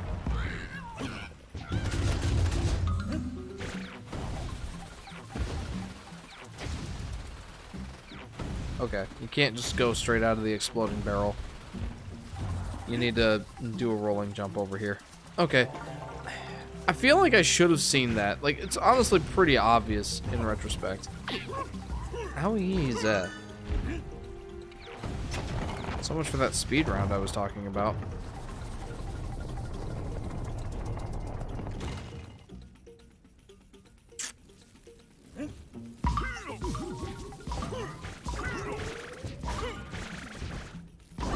Yeah! That was awesome.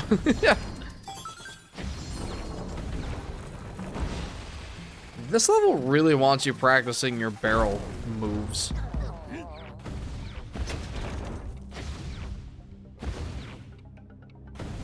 Blop, blop.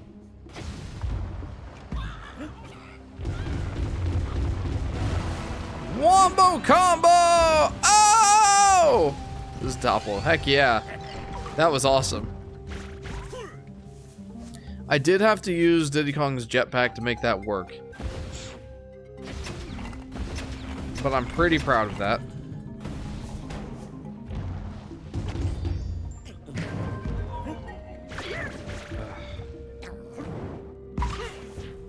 There we go.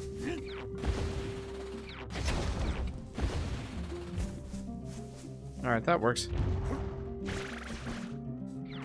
Ooh, that almost didn't work. That could have almost been bad.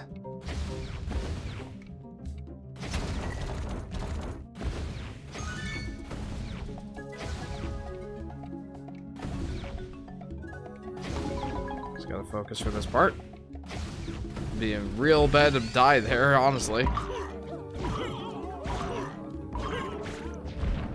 Have you 100% completed Tropical Freeze? I'm stuck on this one extra level that requires you to bounce on an enemy and it won't for the life of me work properly, says JP. I believe I did 100% complete Tropical Freeze. Honestly, I'd like to do that on Livestream at some point if you guys would be up for a Donkey Kong Country Tropical Freeze series. Maybe even like shortly after I beat this game. Diddy Kong, what's a pig doing here in the first place? Yeah, true, and like, why is it pigs? I think that's funny. It's a little bit silly. I don't mind it, it's just like, what's with the pigs? They're not a jungle animal, as far as I know. Other than like, maybe wild warthogs. But even that, I have my doubts.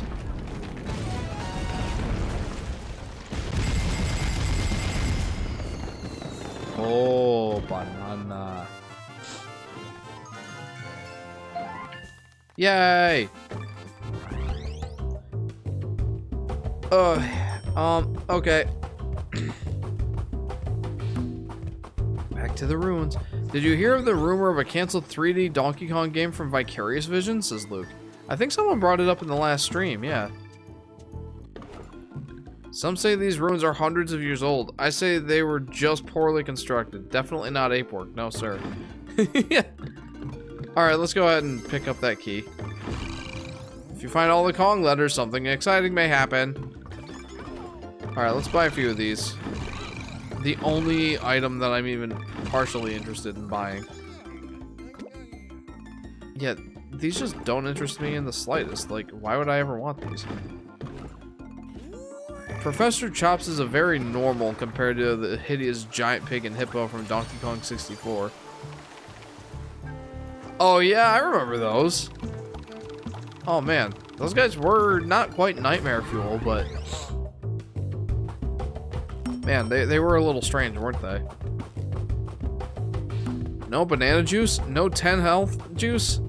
No. I don't feel like that's necessary. I feel like that would be a waste of banana coins more than anything. I mean, it's hardly relevant. I have a ton of those things.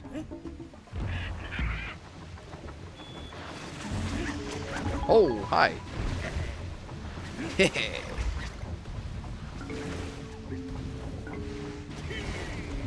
Well, that went well. Also, I completely whiffed. It's not that I whiffed, I just didn't realize that bag was there. And there's not really any chance to retry that, is there?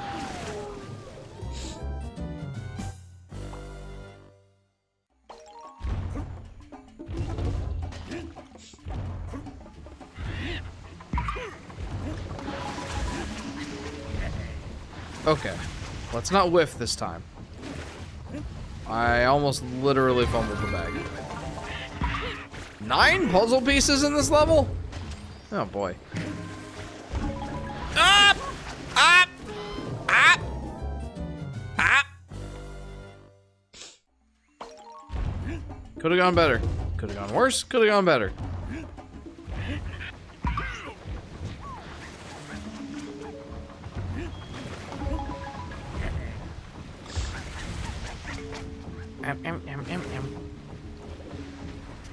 I know I don't need to get that puzzle piece again, but it just feels wrong not to, you know? How many different types of bird enemies are there, says Doppel? Lots. Apparently they're like the Shy Guys of the Donkey Kong country. Like how many different Shy Guys do we need, you know? I don't mind Shy Guys, like they're a Yoshi staple, so. Though technically they were in Mario first.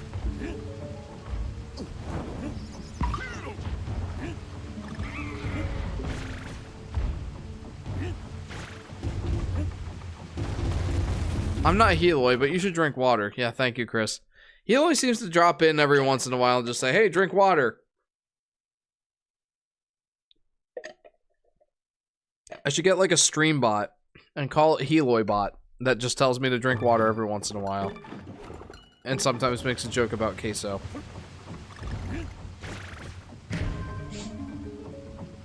Thank you, Chris. This giant water wheel feels like there ought to be something more here.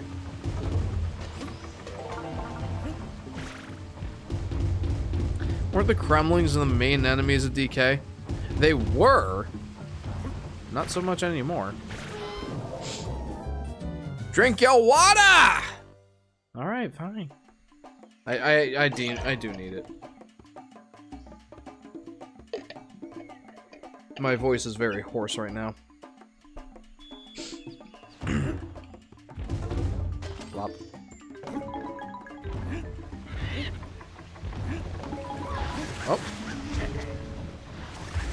Oh.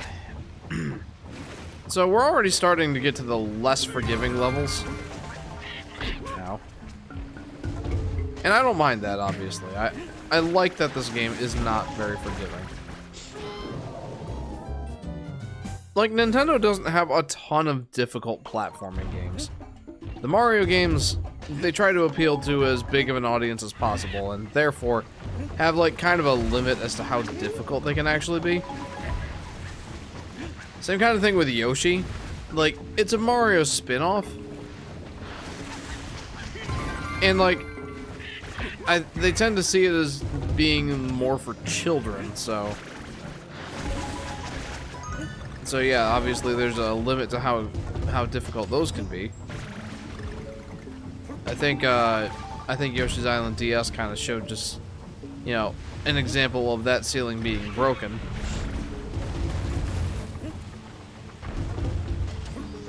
But DK here, man. I don't know what it is, but like DK seems to be like their go-to as far as difficult platformers. 1990, I'm so sorry, Yoshi. 2010, I'm so sorry, Diddy Kong. Oh, yeah, yeah. Like the poor support character that gets dumped on here.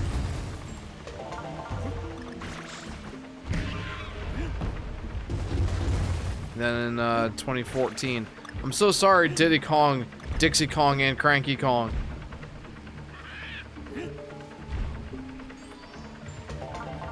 Very rarely are these things here on accident.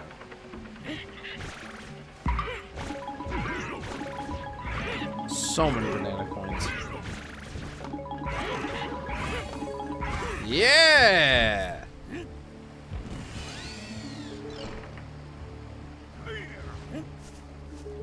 Huh. Okay.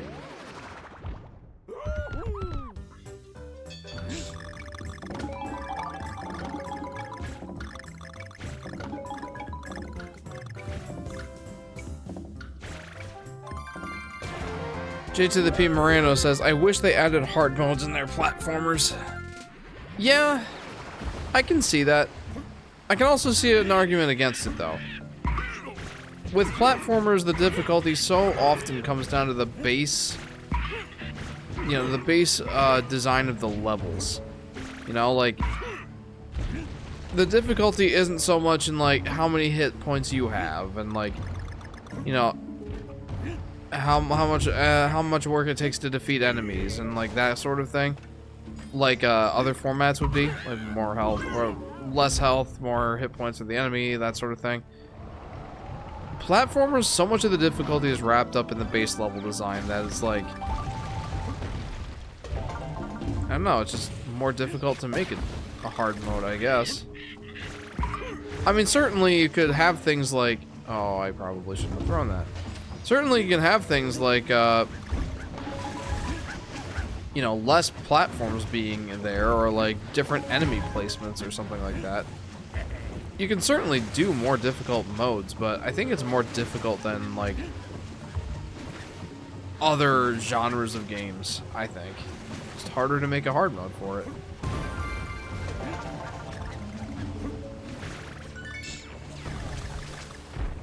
Like, Yoshi might be the easiest, but even then, or the easiest to make a hard mode for, just because, like, you have so many hit points, and, like, certainly you could limit that for a potential hard mode, I suppose. There's certainly things you could do. I just think it's a little bit more nuanced than other genres. Are they starting to go faster? Oh no! Oh. Oh, that's painful. Alright, well, that extra life is about to pay for itself.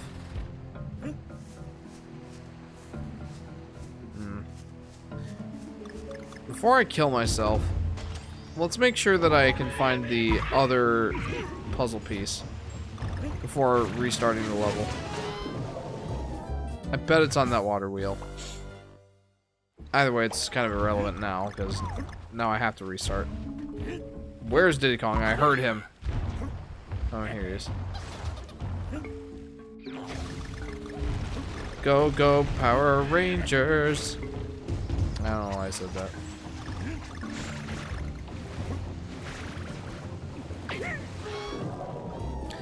I love that the shark strategy is just to jump up and down in the same area. Or kill myself sounds so bad out of context. It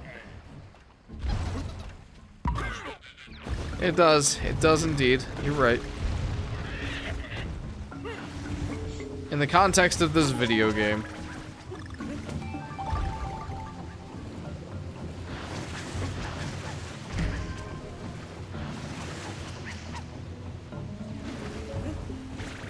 Silly little dudes. Okay, you can just get out of here, Mr. Tiki Dude. Don't appreciate your antics. I never watched Power Rangers, but I know all the characters, lol, says Chris. I never watched it either. For some reason, I wasn't allowed.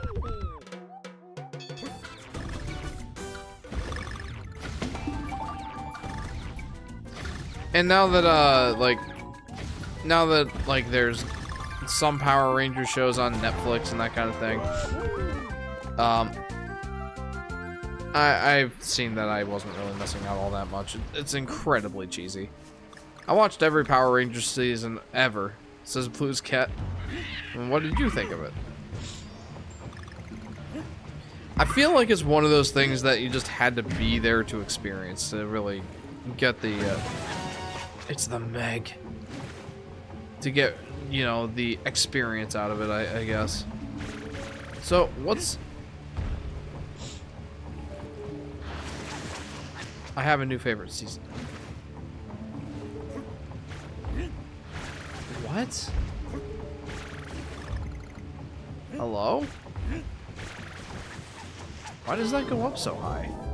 Did you know that Power Rangers was based off the Super Sentai series from Japan? I did not know that. Very interesting. What is your opinion on Battletoads? You know, the Ninja Turtles knockoffs. Battletoads. Heard that they made some ridiculously difficult video games. I don't know much about the actual series themselves, though. There was also that one, like that... I forget what it is. Like, it's some kind of shark show, right? Like, there was some kind of shark show that was, like, basically a Ninja Turtles ripoff. Like, land sharks or something? I don't know. Is that ringing any bells? I don't know. I know about as much about that one as I know about Battletoads. So, not much. I remember that one shark one, says Doppel. Alright. Glad I'm not just, like, making it up or something. Battletoads is hard, but I still think it's a good game. This is Chris. I haven't played it, so I can't really speak to it. I just know that it was NES hard. And you can take with that and do with it what you will. I am missing a puzzle piece somewhere. It just seems like this giant water wheel seems suspect to me.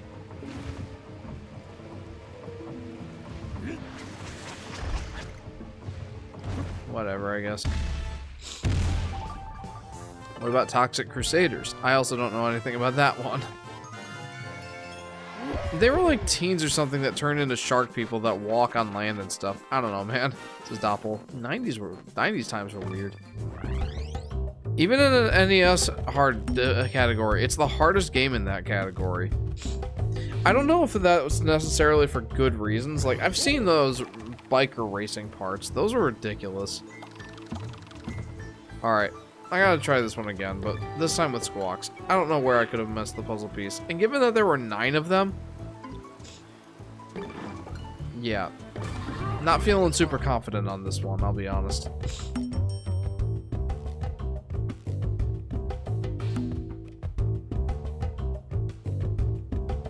By the way, how many worlds are in this game? Is it 8 normal worlds and like the 9th extra world that comes from the 3DS version?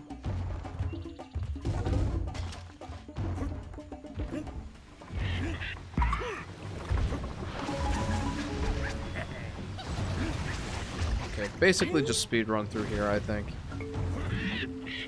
Up until... oh, jeez. Up until, Squawk starts going crazy. Oh, look at that. Okay.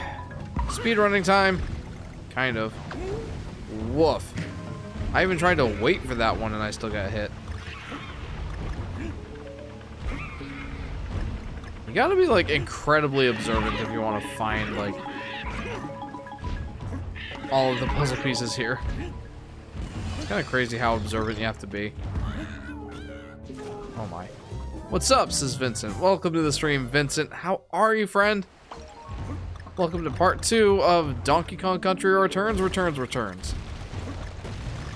Donkey Kong returns to the 3rd power. I'm trying to make a mathematical joke work here, but I'm struggling a little bit. Donkey Kong Country Returns cubed. Not squared, because this is the 3rd iteration.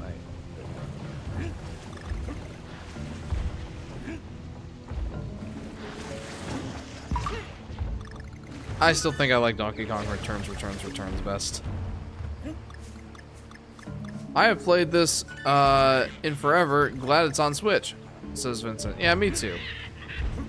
That's pretty much the take that I'm giving this game, is just like, you know, it might not be a fantastic port.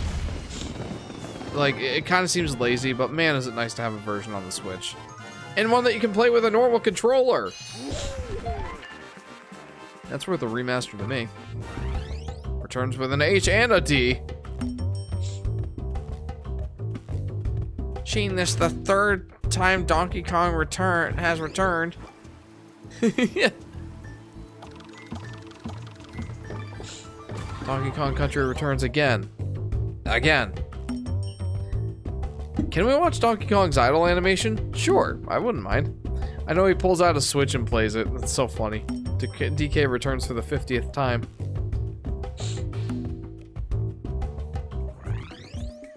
Oh.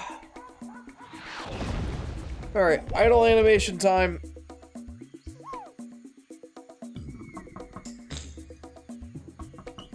See, in the original version, in the Wii version, I think he pulled out a DS. In the 3DS version, he obviously pulls out a 3DS. And in this version, he plays a Switch.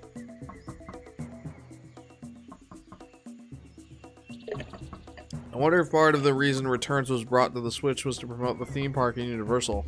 It's very Returns heavy. That's fair. That's honestly a good thought. I hadn't thought of that. Here he goes. Yeah. That's so funny. I wonder what he's playing.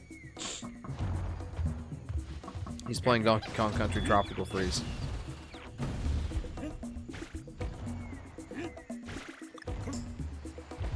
Man, this game has such a good flow to it.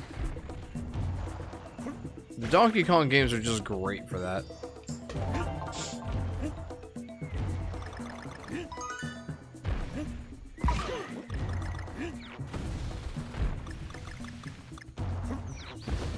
Man, oh, that's so fun.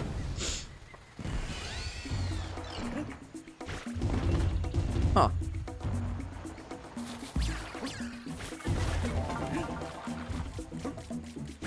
I wonder how I could have gotten those bananas. Probably his own games, says Chris. Absolutely fair.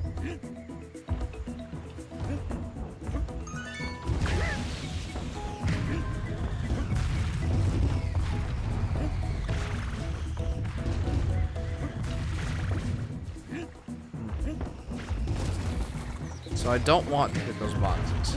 Duly noted. I mean, there was a skull on them. I kind of probably should have seen that coming. Wow.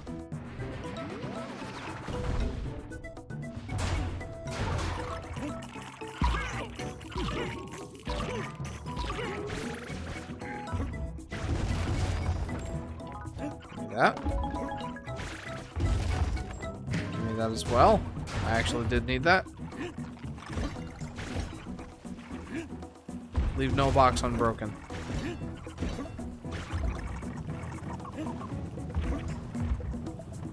My, how the tables have turned. DK has now gotten his own set of rolling obstacles to overcome.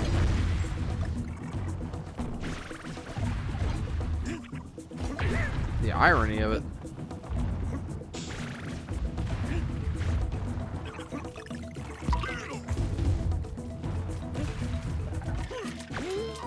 I'm sorry, Diddy Kong. Wow. Oh, yeah. That wasn't falling on me. I'm fine. Have I missed something? I feel like I probably missed something. Got 2 out of 7 puzzle pieces. Got letters K, O, and N. It feels like I'm probably missing a decent chunk of something. I mean, maybe not. Who knows? Are there any barrels nearby?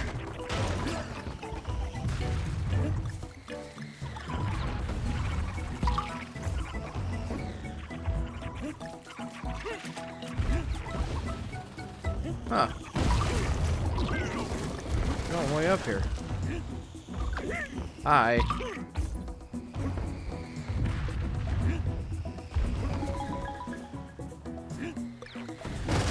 What am I missing here? Was that just the way to go? I felt like I was doing something extra there. Apparently not.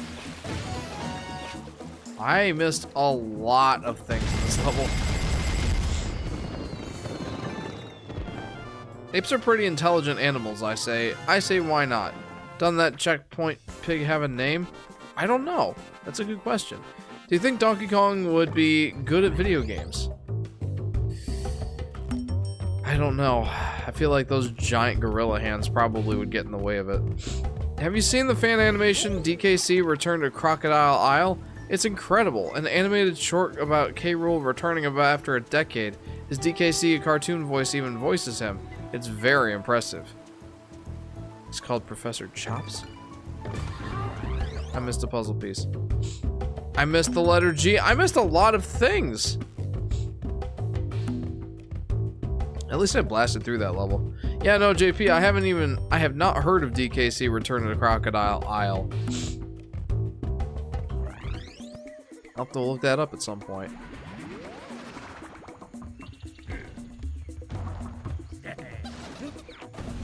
Okay. Let's try not struggling on this so hard this time. Actually, you know what? I didn't even struggle that much. It's just a matter of I missed so many things. So I went left. Got this puzzle piece. That one's easy peasy.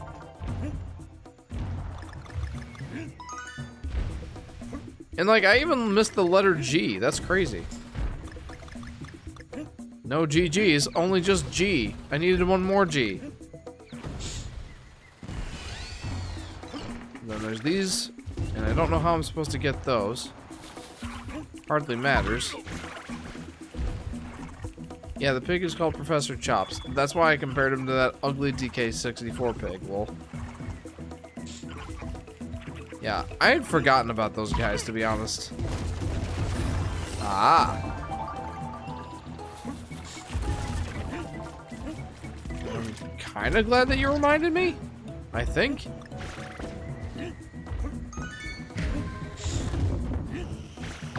Ow. Could have been a little bit more patient on that one.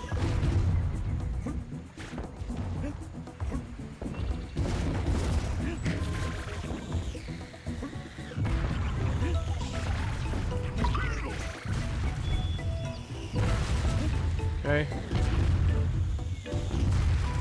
Nothing to break there. Yeah, there's something over here. Never mind, it was just a heart, and I completely messed up.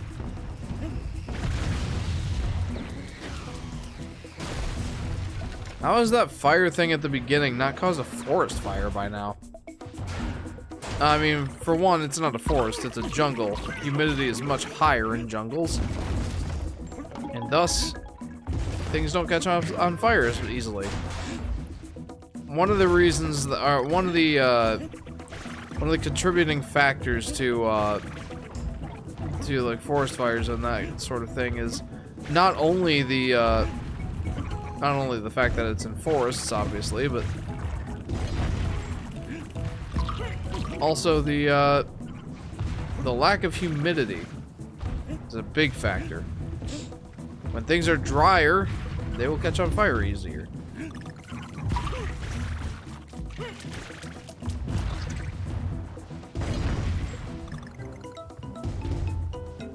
So are those just for the bananas and stuff? I don't know.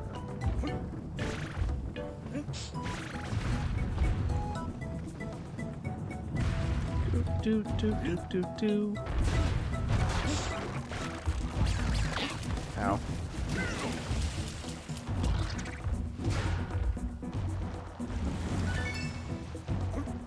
I see, I see. So I should call it a jungle fire? I don't even know if that's really a thing. Okay, I see that, hello. I see that puzzle piece to the left. And I see that there's stuff down here. Maybe not a lot of things. It's like this entire second level that I didn't even really know about.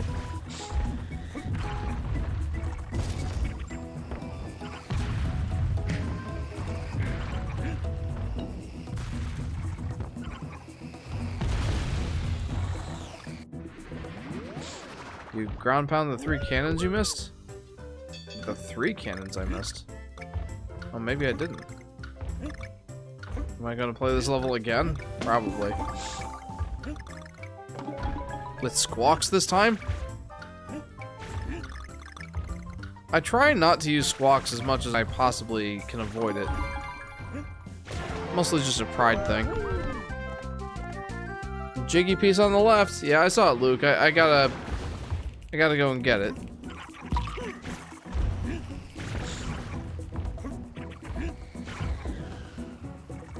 I have not forgotten.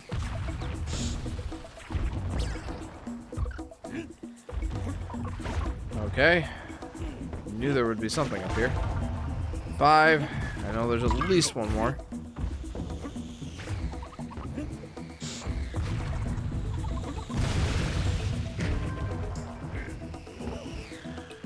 Can a fire burn the snow-covered forest? That's a good question. I feel like that would be difficult to do, considering that, well, snow is entirely... Well, it's water, mostly. So, I don't know, actually. It's a really good question. I feel like that's not as obvious of a question that as you would think. On first inspection. Okay. So, I missed something again. And it probably is those cannons earlier in the level. Like, I thought I'd gotten everything over there, but maybe I was mistaken.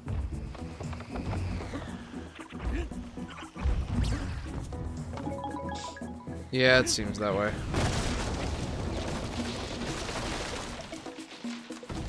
Also, AVGN is getting a new game. Oh, is he now? Interesting. Anyone ever play the AVGN game? Would you call that a snow forest fire? That's a good question. I am still missing a puzzle piece.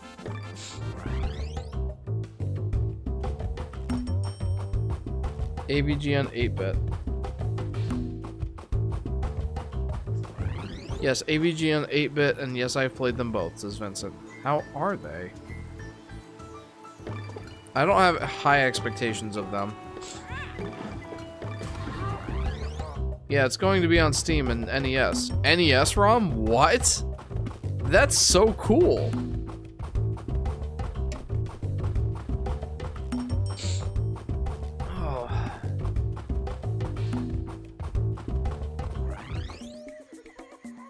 I never played AVGN Adventure. I heard it's hard. Like NES hard. Alright, so, again, you know the deal. Speed run through the level until Squawks tells us where the thing is.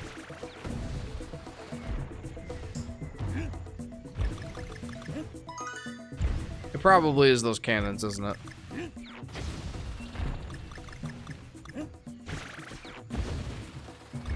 Meow.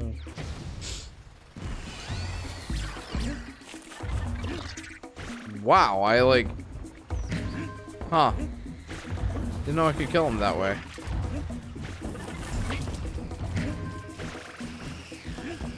Okay, good to know it's not over here. Alright, screw it. I don't want to take the time. Pretty fun games. It might be because I am a fan of the nerd, says Vince.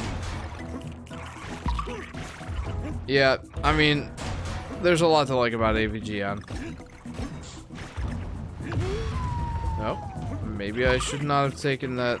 Maybe I shouldn't have just blasted through that one section. Whatever. It's not here.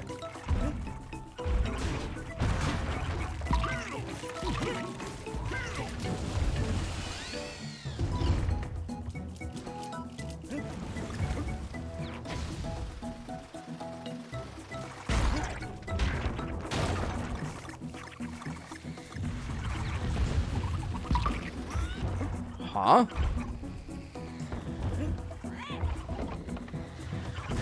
What? What?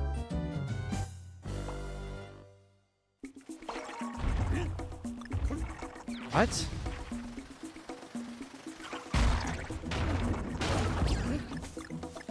So Squawks thinks it's over here somewhere.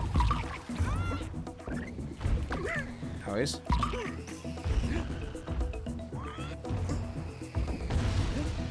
Not over here.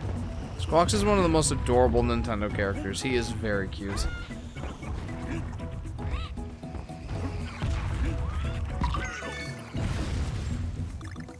Hmm.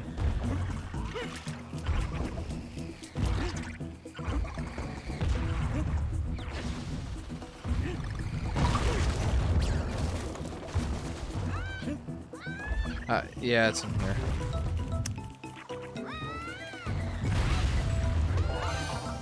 Alright, sure.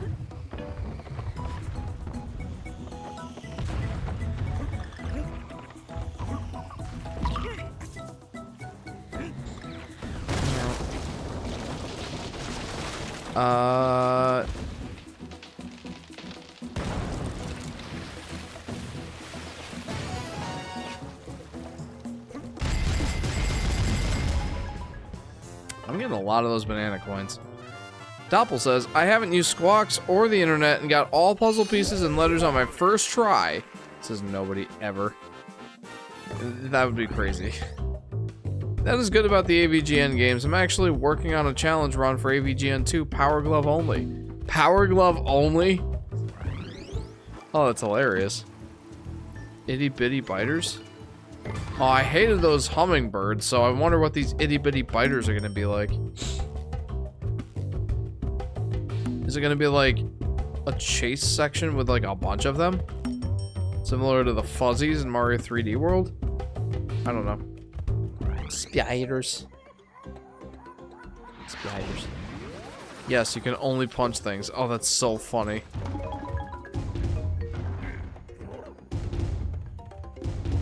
Oh, hello.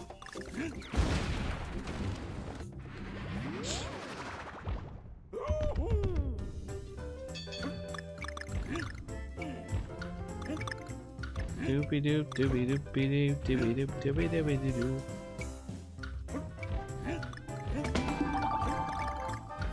Very nice.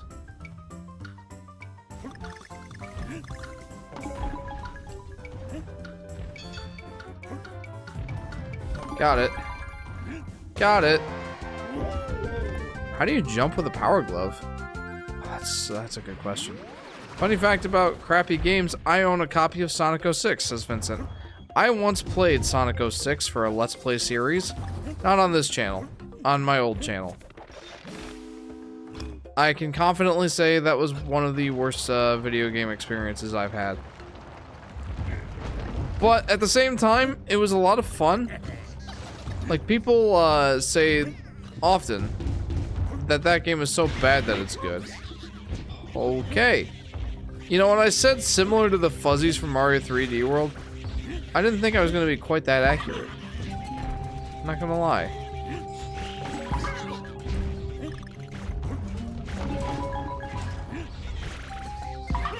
They pretty much are literally fuzzies from Mario 3D World, or a lot of Mario games just in general.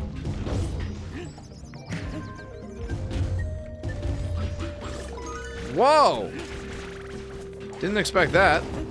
Huh. I don't exactly know what I was expecting. I played Sonic 06 at the age of 18, says Luke. Yeah, definitely not a great game. But at the same time, it was... There's some merit to the whole, like, it's so bad it's good sort of mindset. That one has extra jumpies. And extra hit points, apparently.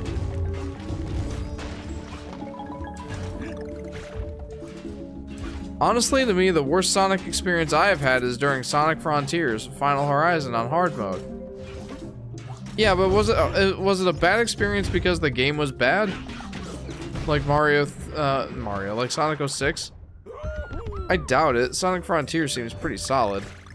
I've only played a tiny little smidgen of it. And I want to play more. I definitely do. I really need to update my my running spreadsheet for backlogged games. After looking through videos of the Universal DK Park, it's very Returns inspired. Not much from the Rare games. Makes sense since it's been in development for almost a decade. Yeah, I would very much like to go see one of these Nintendo-themed parks. I don't know when or if that'll ever happen. Oh, speaking of like Nintendo-themed stuff that I want to go visit, I recently learned. Like I've talked about Wario's Beef and Pork, the sub shop, the sandwich shop in Ohio. I went and visited that when I had to be in Ohio for a wedding, and turns out that that is not the only Nintendo knockoff sort of restaurant place, and it turns out there is a Yoshi themed one. Yoshi's frozen yogurt and flash frozen ice cream, flash frozen candy, or something like that. Huh? It is in, where is it? Not Nevada, Nebraska? But yeah, there's like a frozen yogurt place that is Yoshi themed. Apparently they also sell like Yoshi cookies. Hi, wow, alright. And I honestly want to make the visit just so that I can say that I had Yoshi's frozen yogurt. What? How do I deal with those guys?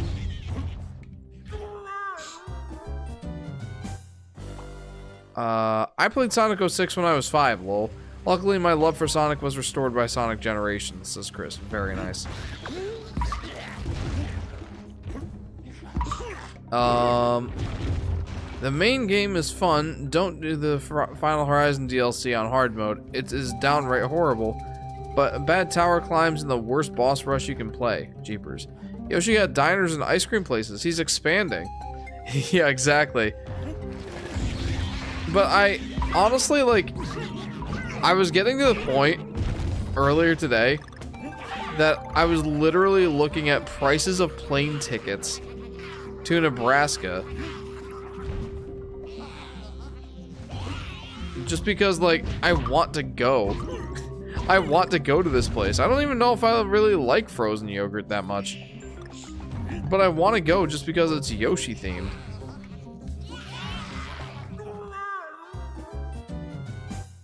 Wario's Beef and Pork? Yeah, that's like this, there's like a sub sandwich shop in, Ohio, Columbus, Ohio, named Wario's Beef and Pork. I have gone there, and it is quite good. I think I got the Philly cheesesteak, or the cheesesteak Wario's way, which is basically just, it has like some garlic on it, and a garlic aioli sauce, and like, that sort of thing. And Wario's signature sauce, which is just, well, it's a very garlicky sauce. It was good. I liked it. It's not the best cheesesteak I've ever had or anything like that, but it was good.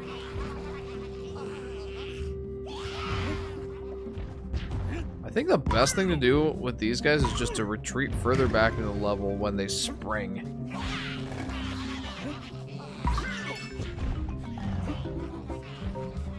I don't remember these guys at all.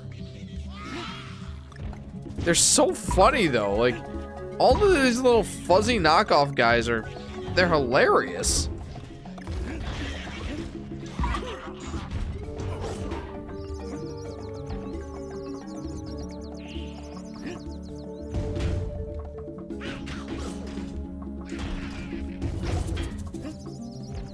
I see.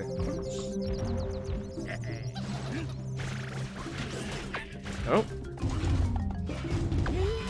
Well, that went well.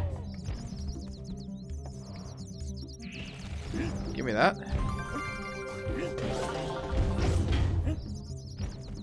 Yeah! Okay, good. I did not need Diddy Kong. That's good. Nebraska? That's where I live. Wait. It seems my time has come to sleep. Is it time to sleep? Okay, Doppel. Thanks for tuning in. It's like if Chain Chomp had fur and was like less but more aggressive at the same time. In Colombia, there's a bootleg restaurant called Mario Bros. With actual Mario renders on front. Never tried it on my visits. Yeah, I gotta show you this. Hang on. Yoshi's frozen yogurt.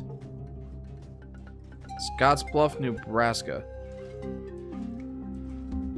Yeah, let me go ahead and switch over to my PC screen here. Check it out. Yoshi's premium frozen yogurt. Look at that. There's not really any other mention of Yoshi here on the website. Other than just like the name Yoshi's and the fact that there's like a Yoshi egg on the sign. Yeah, Yoshi's frozen yogurt ice cream and freeze-dried candy shop. And like, I saw something on Reddit. I gotta show you this. Bootleg Yoshi's promoting frozen yogurt. Here you go. It's like Yoshi with a little mustache, question mark. That must have been like... It's a very unfortunate looking mustache. I think it's like the peeky hole that the person inside has to like look out of. Next to Daisy nails. And look at those Yoshi cookies! Those look so good! Back to the action. But like, I was literally looking at plane ticket prices. And I'm like, I want to go there. And honestly, like, I'm kind of thinking that, you know, this is obviously a ways off. But I'm almost thinking about, if I ever get to 5,000 subscribers, I should make a special visit to that place to celebrate.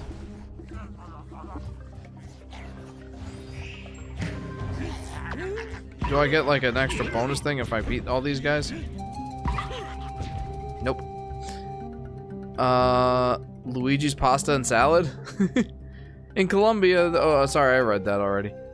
About Sonic games, I love about Sonic Generations, I love Shadow Generations. It made me actually want to care about Sonic again. Yeah, I have it. I've got to give it a try. What's up, dude? Says Neil. Welcome to the stream, Neil. How are you doing? Yo, I need to go there at one point. Hey, me too. Not too bad of a costume, though. I want those cookies. Me too, man. They look so good. Why do those enemies look so cute, says Vincent? I don't know. They are kind of cute, though. 5,000 subs. Well, good luck. Waluigi's taco stand. Yeah, I know. 5,000 subs is a ways off, and I question if I'll ever get there. But at the same time, I doubted that I would ever get to 1,000 subscribers, and well, here we are. So, anything is possible, especially if I keep putting out videos. Like, not all my videos are bangers. Pretty much the ones that are not Yoshi related are like, well, what's even the point? This is the Yoshi Fanatic. Like, I just put out a video of my if you guys were here, or if you guys were here at the end of the last live stream, you remember I had like a discussion about what I think about the Switch 2 reveal, and I made that into a full-blown video. I think it was one of those things where it was too little too late, or maybe too much too late. And the video hasn't performed particularly well, but I kind of expected that. It's like, everybody's already talked about the Switch 2. I'm still glad I made the video, though. But yeah, like, the videos that actually do well on my channel are obviously going to be the ones that are Yoshi-related. That's kind of just the fact of it. And I don't mind that. I like being the Yoshi guy.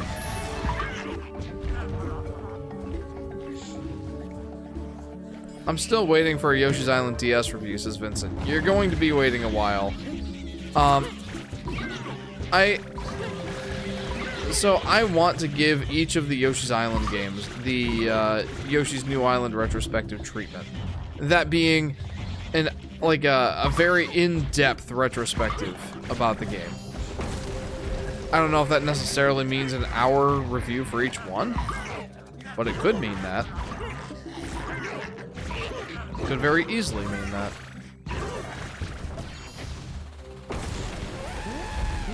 Hello. But I've got a couple of videos I want to make first. Good night. Love those weird Mario Odyssey looking things. Also need to get Yoshi yogurt. Oh yeah, me too. Thanks for tuning in, Doppel. Appreciate you. Have a good night, my friend. What we get? More bananas. Take your time. I enjoyed the new island review, says Vincent. I'm glad that you did. The next video will be comparing Yoshi's Island to Yoshi's Woolly World. Like, if you've seen my Woolly World versus Crafted World video, it's going to be a lot like that. Is Yoshi's Island really better than Yoshi's Woolly World? That's going to be the name of the video, and I hope you look forward to it. It is going to be more in-depth, I think, than Woolly World versus Crafted World, just because, like, with Woolly World and Island, they are the top dog as far as, like, Yoshi games are concerned, in my book. They're the two best ones, and it's not particularly close. They're both so good that you really have to nitpick on these to really figure out which one is the better game, I think. So get ready for that. It's gonna be a while. I haven't even started getting footage for it yet. It's like I don't really need to get footage because I've already played both games multiple times, and I think even each of them I've done multiple playthroughs where I've like recorded the whole thing. But I want to play the games again 100% completed.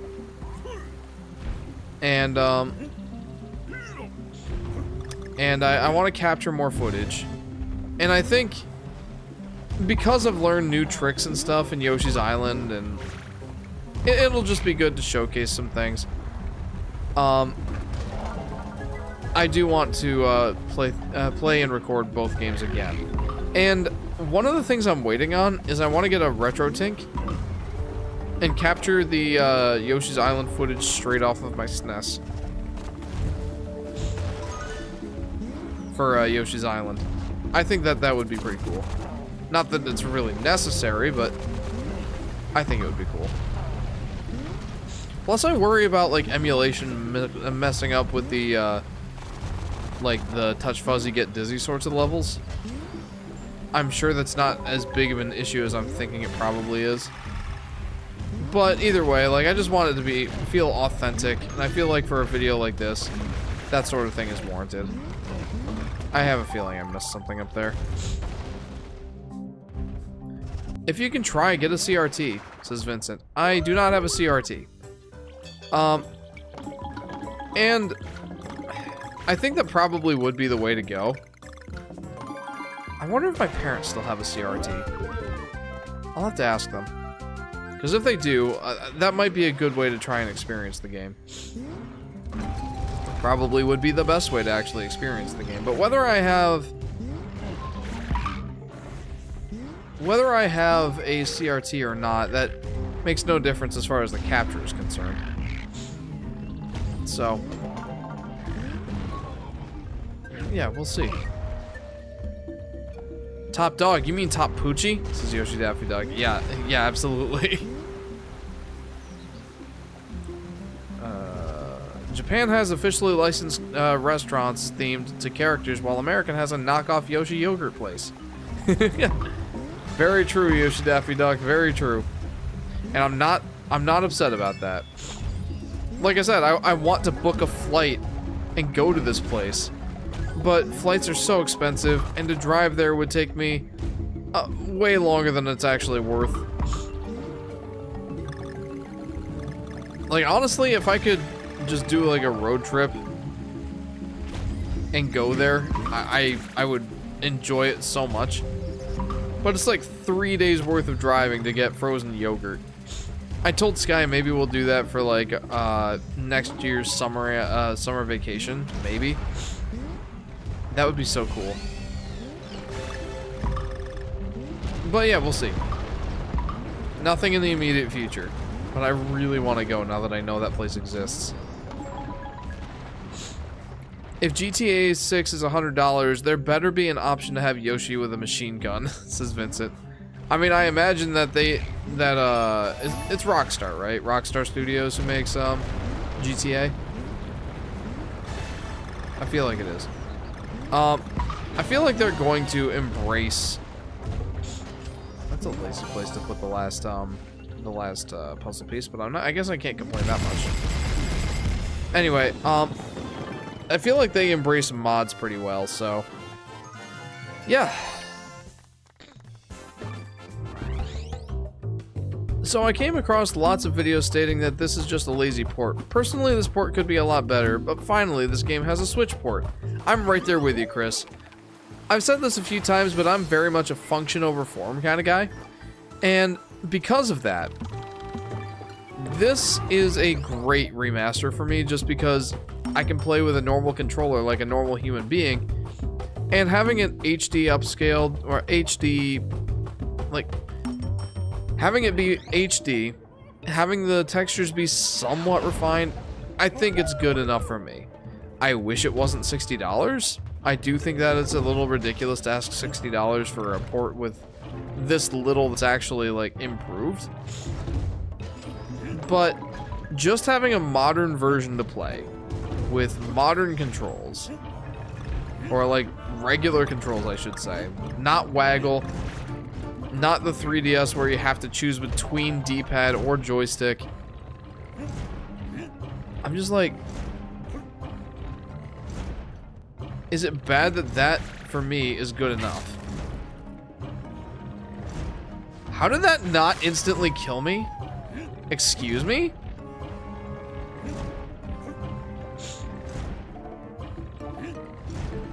I'm a little bit confused and slightly concerned. It's so funny that that sort of crushing would normally be an insta-death. Kind of crazy that it's not.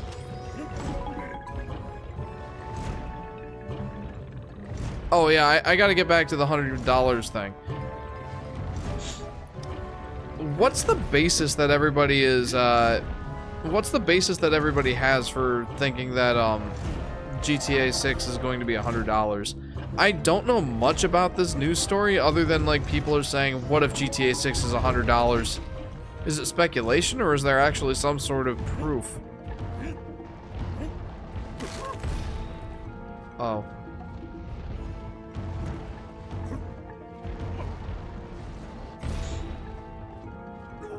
Wait. What if the Yoshi cookies sold out and all they have is Poochie cookies, says Yoshi Daffy Duck. Low-key would not be upset. Just noticed Arcade DK on the blocks, aka Young Cranky. Yeah, I noticed that too.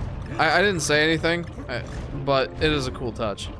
And I like the 8-bit tikis as well. Modding support for console version, lol. Says Luke. Is that not a thing? I don't know. I'm not too familiar with the workings of GTA.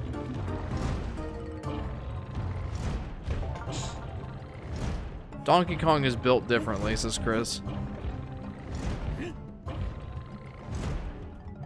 But yeah, like you, I've seen people saying that like GTA 6 might be $100. Like, I saw some Ordinary Gamer's video on the subject.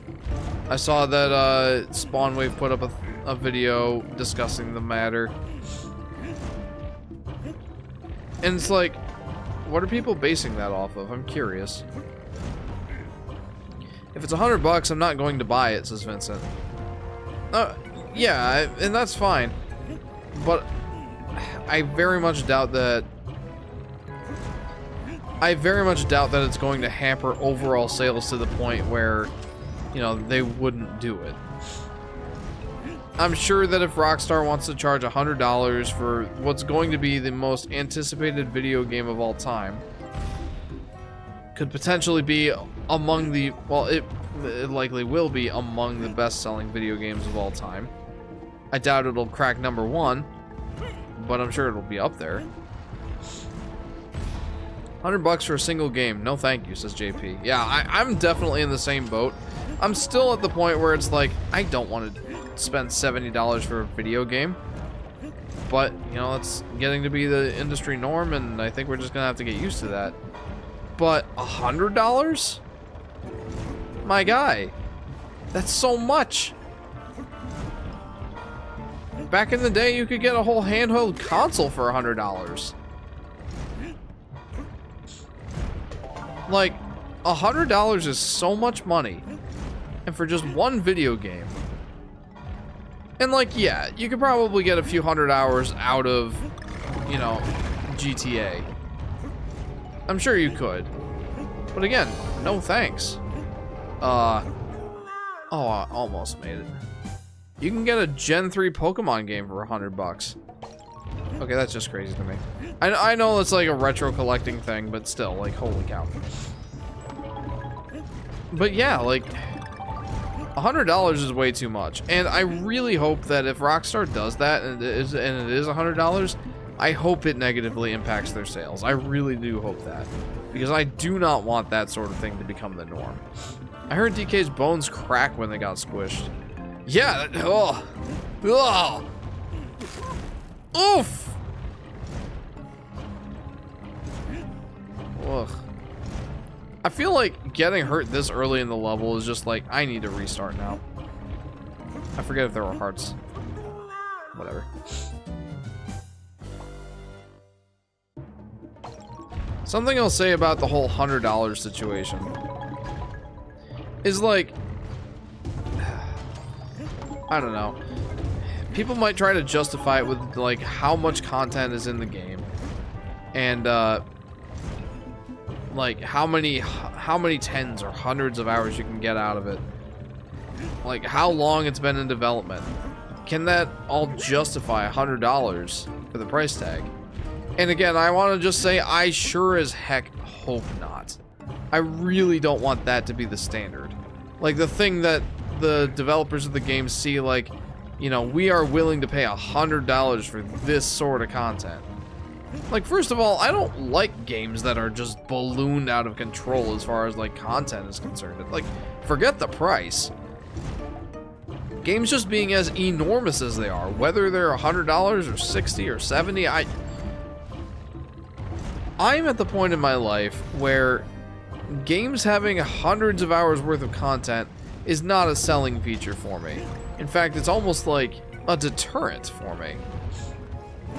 It's like, I can appreciate when a game has a lot of content, I suppose. From a certain standpoint, and it's like, I understand that, like, I am not the target demographic for giant games that take hundreds of hours or have hundreds of hours worth of content. I understand I'm not the target for that anymore. But like I said, it's a deterrent for me at this point. If a game says, like, Crosscode, for example, I played some of that game. It's an indie game. Like, it's supposed to be like a single-player MMORPG sort of game. Like, it's a single-player game where you participate in a world that is largely MMO-like. It's an interesting concept. The gameplay was fun, but it says over 80 hours of content, and I'm like, that scares me a little bit. That scares me off of wanting to try it, just because I don't have that much time to burn on playing video games, frankly. And Tears of the Kingdom, I played it, I enjoyed it a lot, but I did not get nearly as much out of that game as, like, Breath of the Wild, back when I had hundreds of hours to burn on a video game. I'm just like... And if that becomes the precedent for, like, yeah, this game's $100, but you can get 100 hours out of it. It's like... I don't know, man. It's just ridiculous to me. My ideal length for a game is around 15 hours-ish. 15 to 20 hours. Like, you go any shorter than 15, it feels a little short. Well, I mean, depending on the game. Like, for some games it makes sense. Any longer than 20 hours, it feels like a decent chunk of time. Like, 15 to 20 hours is absolutely my ideal at this point. And a game having hundreds of hours just drives me away from it. Remember that section in Super Mario World? Which section?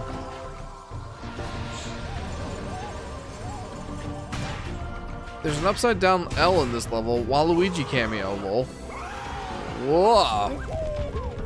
The ones where you run to a safe spot, avoiding the yellow wall to avoid getting squished. Yes. Yes, I do remember those sections. Oh, I didn't think that would actually... I didn't think I would actually get him with that one. I'm not going to bother with that one. No, sir. To be fair, I play Tears of the Kingdom. I don't play it all the time. Whoop. Yeah, that's fair. And that seems like the best case sort of scenario for a giant game like Tears of the Kingdom. Like, play it on and off when you get the chance, I guess. Enough to the point where you're gonna remember how... Holy... What? Enough to the point where you're not gonna forget the mechanics or, like, lose your place or any of that sort of stuff. That seems like the ideal sort of situation for Tears of the Kingdom. Like, the best way to play it. Like, don't play it in giant bursts, I guess? I don't know. I'm at the point in my life where I don't know how to tackle a long game anymore. Mario and Luigi Brothers Ship, for example, is 40 hours long. That's not that long of a game. It's a decent length, but not that long. I haven't been able to beat it yet in the 2 months that I've played it.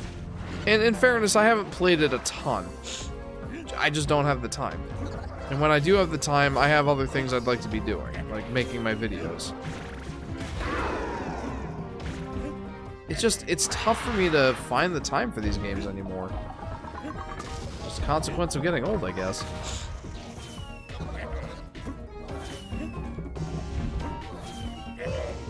Oh, come on. Oh, jeepers. Yeah, that's not worth it. Oh.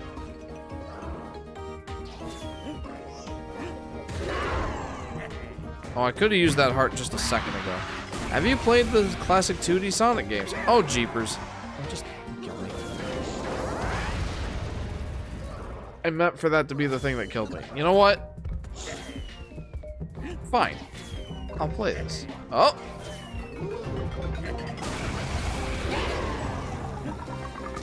Okay. You know what? I'm gonna do it. I'm going for it now.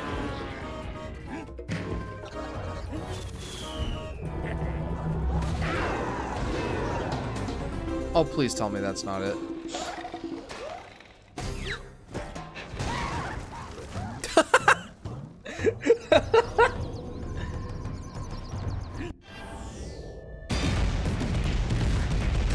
Oh, that's funny. Have you played the classic 2D Sonic games? Been playing Sonic Origins recently. I've wanted to try Sonic Origins. Like, I'm not a huge fan of Sonic games, in all honesty. I played Sonic Mania. I enjoyed it enough to play it through once, but not enough to, like, play it again. I've heard Sonic 2 is the best Sonic game, but I haven't played that one. I've heard negative things about the Sonic Origins collection, but that had mostly to do with, like, how the menu and everything worked, I think. I don't remember exactly, but I remember there being some negativity surrounding, Origins. Do you think it's worth picking it up? Honestly, the amount of the content doesn't justify $100. It's like saying a game is $100 because there are more Koroks to find. Yeah. Yeah. Is Donkey Kong a meat eater? Yes, he is. He ate a pepperoni in Mario Party minigame. Don't tell Checkpoint Pigs. Sonic Origins is already improving with constant updates, says Chris. Okay, that's promising. Wait for a sale to get Sonic Origins, says Vincent. And I'd probably get it on the Switch. But yeah, I'd like to try them at some point. I think JJ's getting me to want to try Sonic more. Like, we have Sonic Generations now. It's in here somewhere. I think. I alphabetized these recently, but that never lasts long with children. Oh, there it is. Like, I got Sonic X Shadow Generations recently, and like, I helped JJ to get through a little bit of it. But he doesn't seem all that interested just because, like, it's a little too hard for him right now. And I get that. But I really want to try it. The thing is, I don't want to, like, try it, play it for a couple levels, put it down, and not come back to it again. Like, I really want to take some time and play it. I think I'm going to do a couple more levels.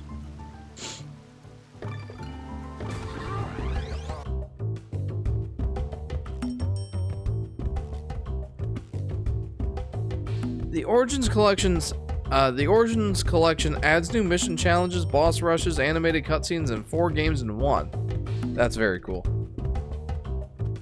Rickety Rails. Oh boy. This might be the last level that I play for tonight. I'm not sure yet. I am getting pretty tired. It is almost 1:30. 3 hours is pretty much the target length for my streams, so we're just about there.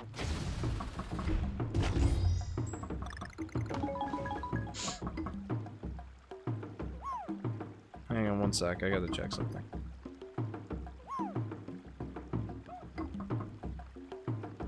Okay. I prefer to play it with mods due to Amy having her double jump, says Vincent. Oh, cool. Oops. Hang on. There's gotta be something over here, right?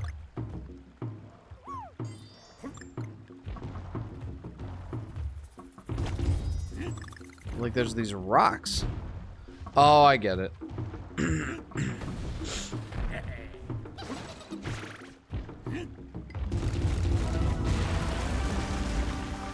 Bim bam in my gym jams. How many puzzle pieces? 5? Okay. I can definitely do that.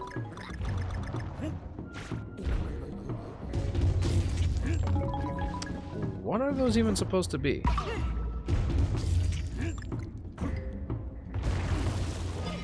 Peace. Hello, Jeff. I am back. Hello, Heloy. Now that you're back, I should drink water. My Sonic experience is similar to yours. I've only played Mania before, says JP. So here's a complete list of Sonic games that I've played, in order of when I played them. Sonic Triple Trouble on the Game Gear versus the via the 3DS eShop. Sonic 06 on Xbox 360. Sonic Mania now. A tiny bit of Sonic Frontiers and a tiny bit of Sonic Generations. And that is my extent of playing the Sonic games. Sonic Mania made me more interested in giving the Sonic games a chance. Sonic Generations seems like it would be right up my alley. Kind of mixing up the boost formula, the 3D formula, with the 2D formula. I think that's a great pairing. At least from what I've seen JJ play and the tiny little bits that I've played. I really look forward to trying more of it.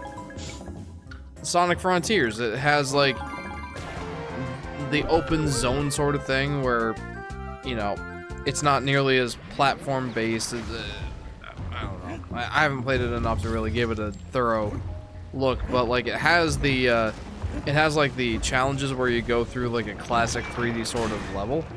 I mean, not truly classic Sonic level, but like this classic sort of 3D style, I guess is what I mean to say. As like a challenge, I think that's pretty interesting. And then Sonic Origins, like that's more a thing where it's like, yeah, you get that collection because you want to play the classic games. I'd like to try them. I'm glad Sonic Lost World got a Yoshi themed level once, lol, with remixed music from the Island games. That really is cool, and I'd love to try that. Honestly, I can't really grind too much in a game. I will use cheats. Mario and Luigi use cheats just to get the mushrooms to the mush badge. I've heard that the mush badge is ridiculous, but I've never used it. Oh my. You should play the other games. Personally, Sonic 1 is mediocre. Sonic 2 is fantastic, although Sonic 3 and Knuckles is better than Sonic 2 in my opinion. Sonic CD is weird, but I can tell it's a good game, says Chris. Definitely sounds like I should give Origins a shot then.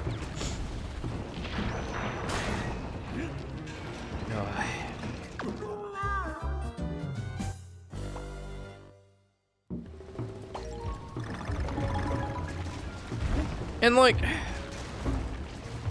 I know that Sonic is like one of those staple video game series, like one of the ones that you hear the word video game or the term video game, and it's like Sonic is one of the first thing that comes to mind. Like, he was in Wreck-It Ralph, he was in, like, I've seen him in like Progressive commercials. He's a cultural icon. And for good reason, you know? Like, most people love Sonic. And I kind of... It's not that I feel alienated or anything. I just feel bad that I'm not part of that group. Like, I want to be part of that group. I want to be one of the people that appreciates Sonic. And I think in a way I am. Like, I appreciate what Sonic has done for the industry.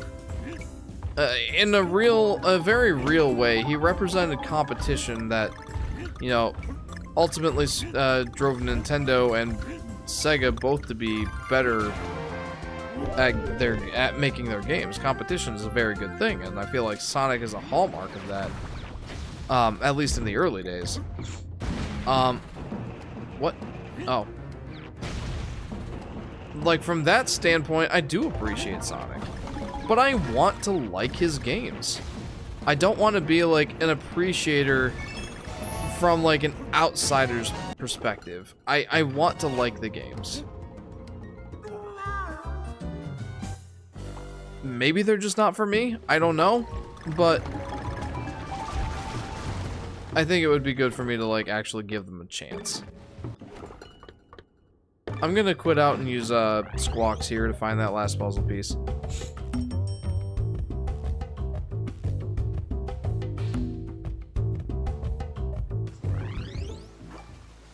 Much as I hate to like lean on Squawks here, I mean, I have enough coins, plenty of coins.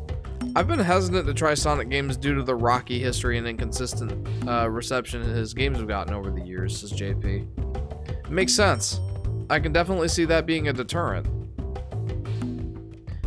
I think I'm somewhat in the same boat, but I think for me it's just like I've always been more of like the completion type of video gamer. Like, I want to get everything that there is to get in the game. And like the classic 2D formula of like you know, all these branching paths and huh?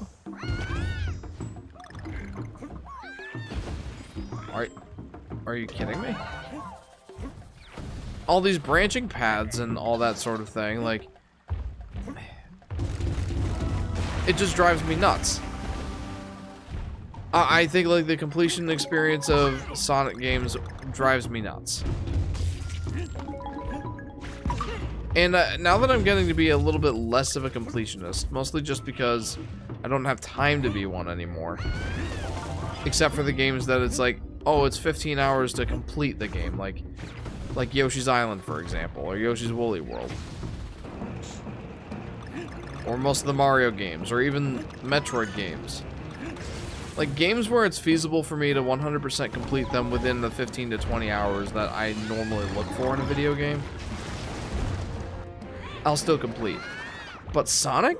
I feel like there's so much trial and error that, like, I probably would have loved as a kid. But now I just get annoyed with. I don't know, I think that's the biggest thing that's kept me from wanting to try Sonic. Also, because I only have Nintendo systems and aren't able to get all the games if I wanted to, says JP. I feel like at this point, you could almost get most of them.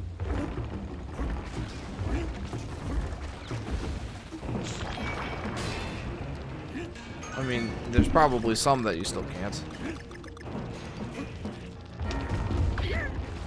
Oh, I had to itch my ear. Jeff, you ate a monkey and now you're playing as one, says Heloy.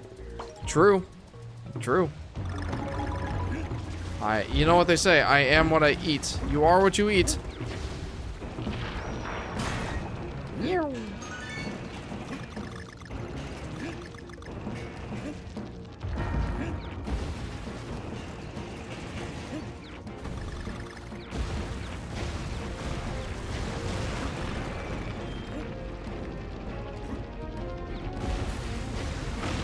I really gotta focus here for a sec.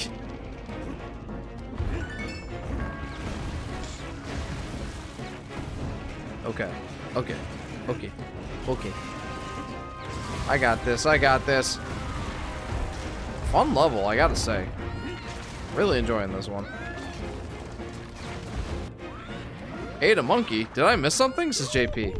It was one of Hilo's favorite moments from my my Yoshi's Island ROM hack video series. Like, he tuned into a part where I had Yoshi gobble a monkey and just eat him, make eggs out of him, and Hilo here was just like, Jeff, you just ate a monkey, and I said, yeah, and what did you do today? Yeah.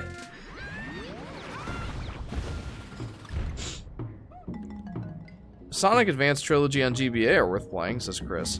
You know, I actually downloaded... I got the games for JJ to play on his 2DS. And they look like fun. W Jeff moment.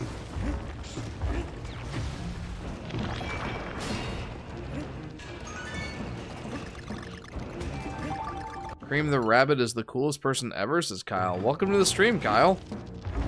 Cream the Rabbit, I've always thought that she was like a really cute character.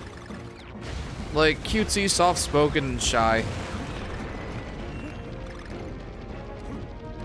But a deeply caring individual. I don't really have much experience with the games that...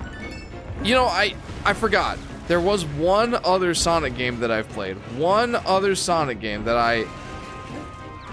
I know that there are mixed thoughts on it. I know it's not that great of a game, but it's not even like a main series game. It was Sonic Chronicles: The Dark Brotherhood or something like that.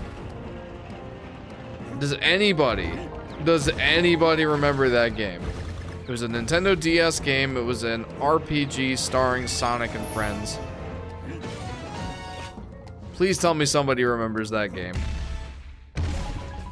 Thanks. Just dropping in real quickly and to say hi and saw Cream mentioned.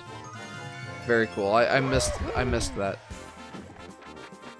I have played and beaten Sonic Chronicles. Jesus, Kyle. Yes! Yes! That's not a good game, says Chris. No, but I played it a lot.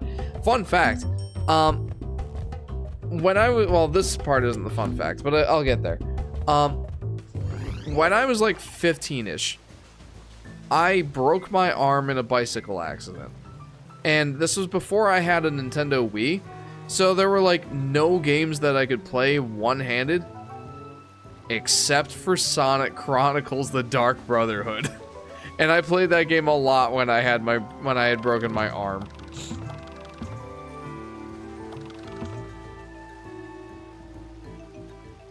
Starting with Yoshi's New Island, you can't turn the monkeys into eggs. Yeah, like I forgot if it was New Island or where it started. Really, was it New Island? I could have sworn that you could eat the monkeys in New Island. It's not great, but honestly, I kind of liked it. If it was a fan game, I would say it's pretty good, says Kyle. I will note that that game also like stole Animal Crossing music for like the one city area. So one game torture, says Chris. Yeah, pretty much. But I didn't even mind it all that much. Like, I enjoyed that game when I was a kid. When I was a teenager. Jeff, I forgot to say I bought a model Formula 1 car on Monday. Very cool, Heloy. Very cool.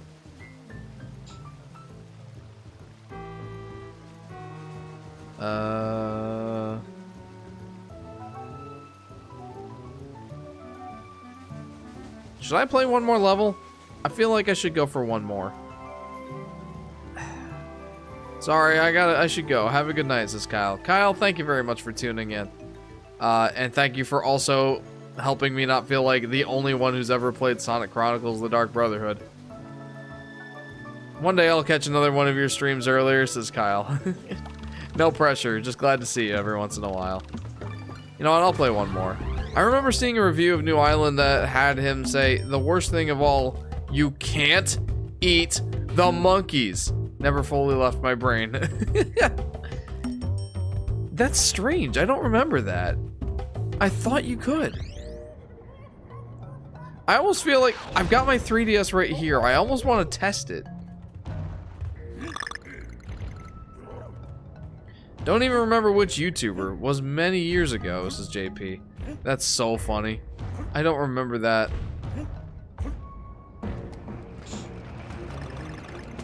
Like, I legit kind of want to grab my 3DS and test that out. Like, is it like a Mandela effect that I'm like thinking that I could eat the monkeys in that game? What is it?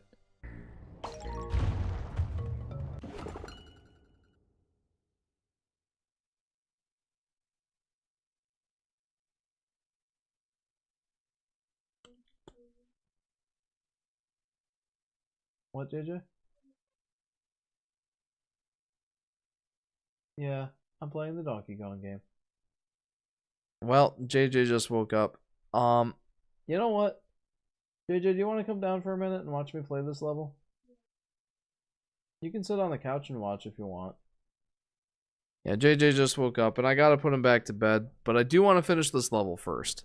So, I'm gonna do that. I love you too, bud. Alright, you ready?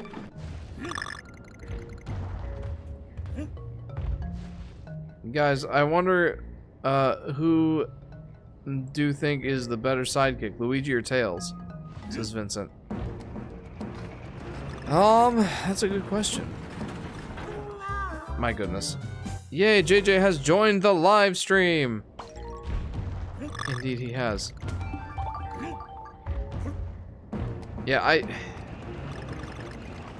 in normal circumstances, I would put him right back to bed. But considering that I'm right at the tail end of the live stream, I'm just doing this one last level. Oh, I need to jump on those guys. I'm just doing this one last level. I'm gonna let him watch this level. Diddy Kong is the better sidekick, says Yoshi Daffy Duck. I feel like I want to say Tails, just because he's more of a support than Luigi is. Like, I don't really know how to say it. Like, Tails comes in with his airplane, his inventions to help, and like all that kind of thing. Oh, jeez, that's gonna be tight timing. I say Luigi too. He's just more reliable than Tails, says Vincent. I don't know. I really don't know. For what it's worth, I never really saw Luigi as a sidekick. I kind of saw him as, like, you know, equal parts hero to Mario. Like, he's not lesser than. He's not like a side character. He's like, they're brothers, they're equal sort of thing. Whereas Tails, oh my goodness. I think that's what makes me want to say Tails is probably the better sidekick. Just because he has like a more supporting role, as opposed to like co-star of the show. Doesn't matter, Yoshi's a better sidekick than all of them. Says Jason P. Moreno. Agreed.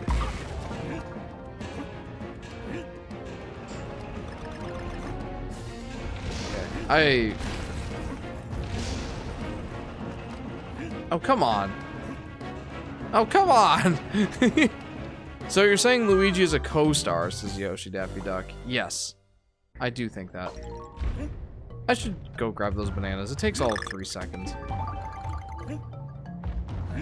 JJ says Luigi's a sidekick. And Diddy Kong?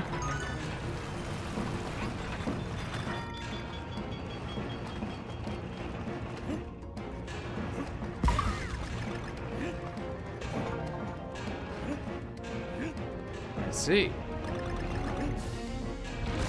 What do you think, JJ? What do you think of this level? Did get the letter. I did get the puzzle piece. Ah!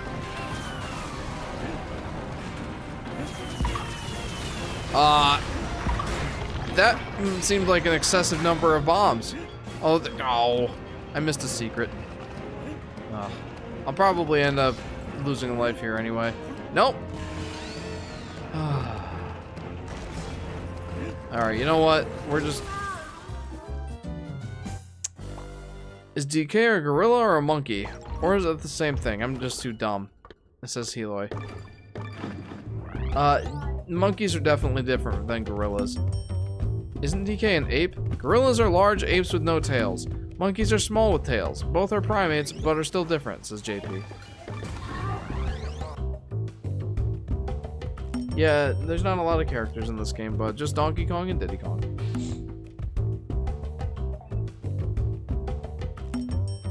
Yes, you can play as 2-player.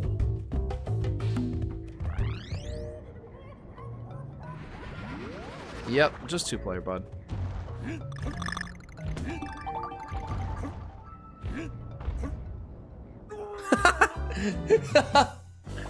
That has to be the funniest death on one of these levels. No, don't patronize me with the extra help mode. No. No, I will not be hitting the plus button. I don't need his help.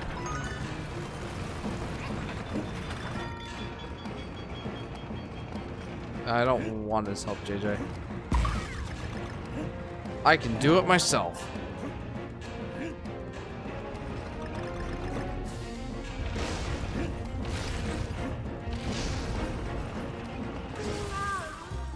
Dang it. I don't know why people call Patrick Star a sidekick, says Yoshi Daffy Duck. Well, because ironically he's not the star of the show.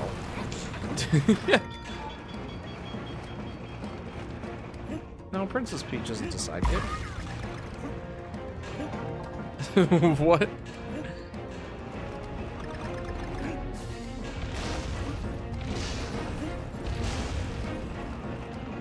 Oh no! She does fight. How is JJ, says Vincent. How are you, JJ? He says he's good. Do you want to come over and say hi?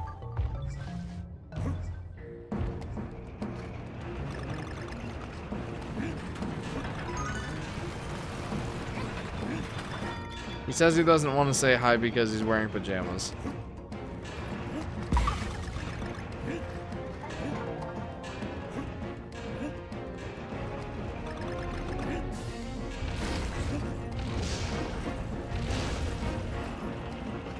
Yes, I got it. Let's go. Let's go.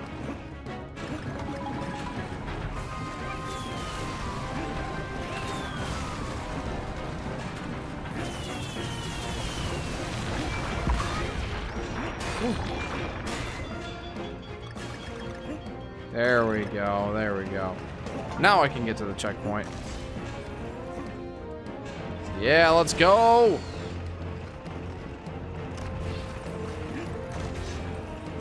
Oop.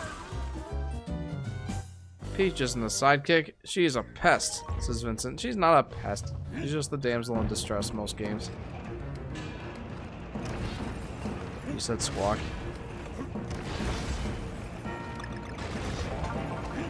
Huh. That's an interesting spot for that. Alright, let's go. This is a good last level to end on. Like, it's taking me a lot of tries. But I like this level. It's fun.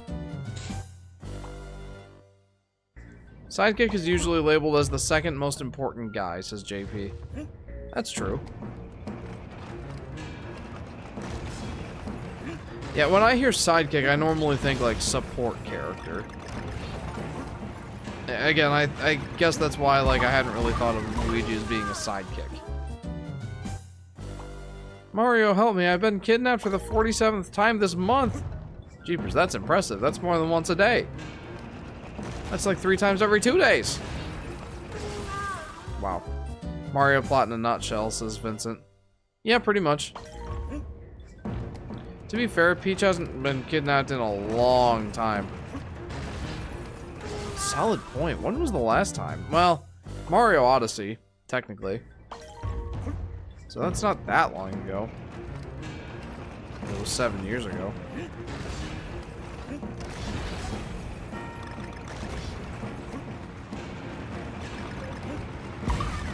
JJ says Mario 3D World and Mario Odyssey are good games.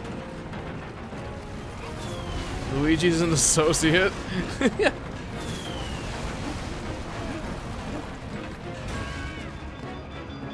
See you, Mr. Mole. What? Ha!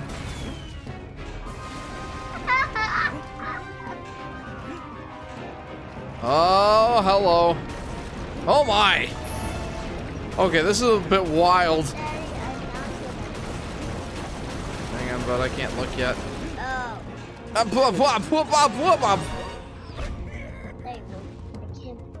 Oh, Zelda Echoes of Wisdom? Yeah. I lost this. Yeah, you lost my copy of Link's Awakening, and I'm sad about that.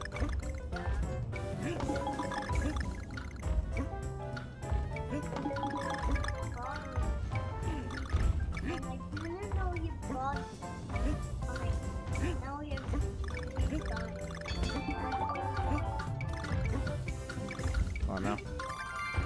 Yes, I got it. Let's go. Technically Origami King, but before that Mario Odyssey. Oh, yeah. Good point. I wasn't even thinking about the non-main series games. OMG, he is cute. Too bad that you lost your copy of Link's Awakening. I didn't lose it, my kids did. But the end result is I don't get to play it anymore. I've been thinking about buying like a loose copy on eBay, just so that I like don't have to have a new case or ruin a perfectly good case or that kind of thing.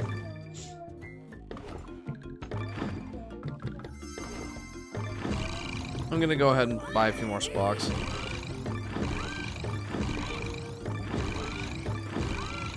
Can you have more than 9? Yes, you can. They say there is a banana out there that not only tastes great, but warps you to an alternate dimension. I say yes, please. Always good to put your Switch games back in a case or box. Oh yeah, I always do. But my problem is my kids are old enough to get the games themselves. So, yeah, that's not always up to me. Alright, well, I think we made some pretty solid progress here. Pretty much beat the equivalent of a full 2 worlds. And yeah, we're ready to tackle more next time. I like to put them all in one case for all my games, says Vincent. That's not a bad idea. But yeah, I think that's where we're gonna leave it, guys. What's up, bud?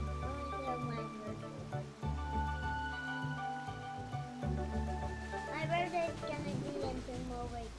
Cause it's gonna be. That's right, your birthday is coming up, bud. Yeah, I'm gonna be 5. That's right, you're gonna be 5. Time flies, guys. How do I have a 5-year-old already? Well, guys, thank you very much for tuning in. It's been a blast. Happy birthday, kiddo, says Vincent.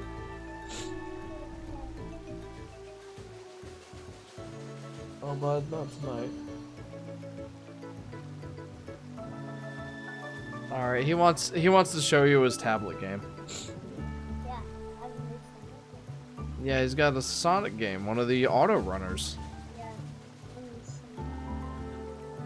yeah. Sonic Dash, it looks like. The old one has. Growing up so fast as JP. Sonic Run. Oh, Sonic Dash, says Chris. Yeah, he's got 2 Sonic Auto Runner games on here. It's Sonic Frontiers and Sonic Dash. I don't really know anything about them. There's only Super. Sonic Run! This is Blue's cat. I walked a lot of Sonic Dash and Sonic Forces? Yeah, that's it. Owns this Did I say Sonic Frontiers?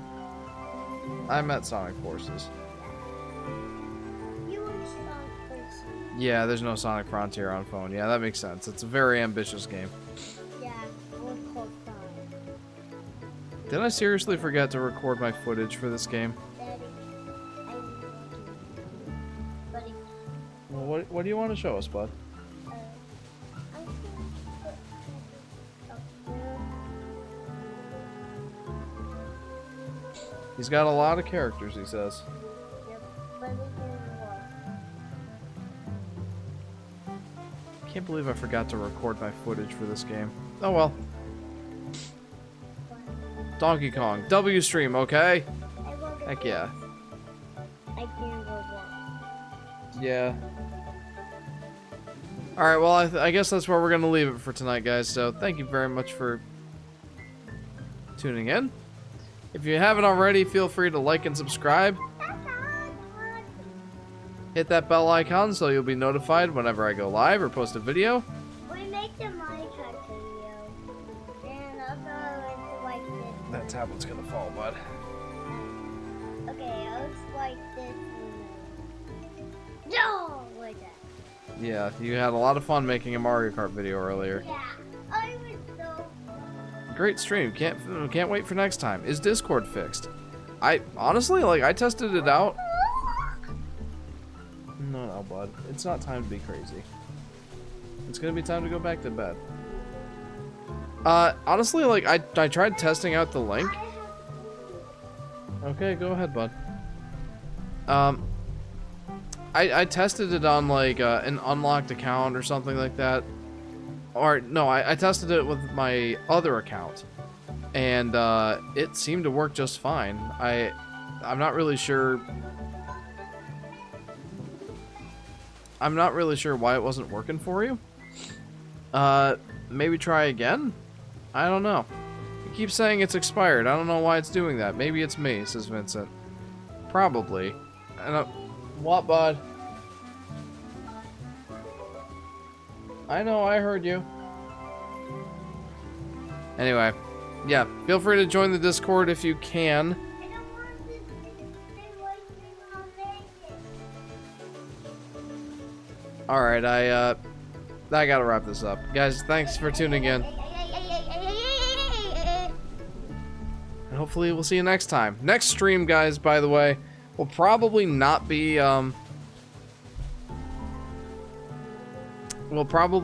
next Friday. We have a birthday celebration that we will be going away for a weekend for. So, yeah, we'll probably not stream next week. So, you can catch me the following Friday. Until then, feel free to chat with me in the Discord. And, yeah. Enjoy the next 2 weeks, guys. I hope you have a good one. Take care, everybody. Say bye, JJ.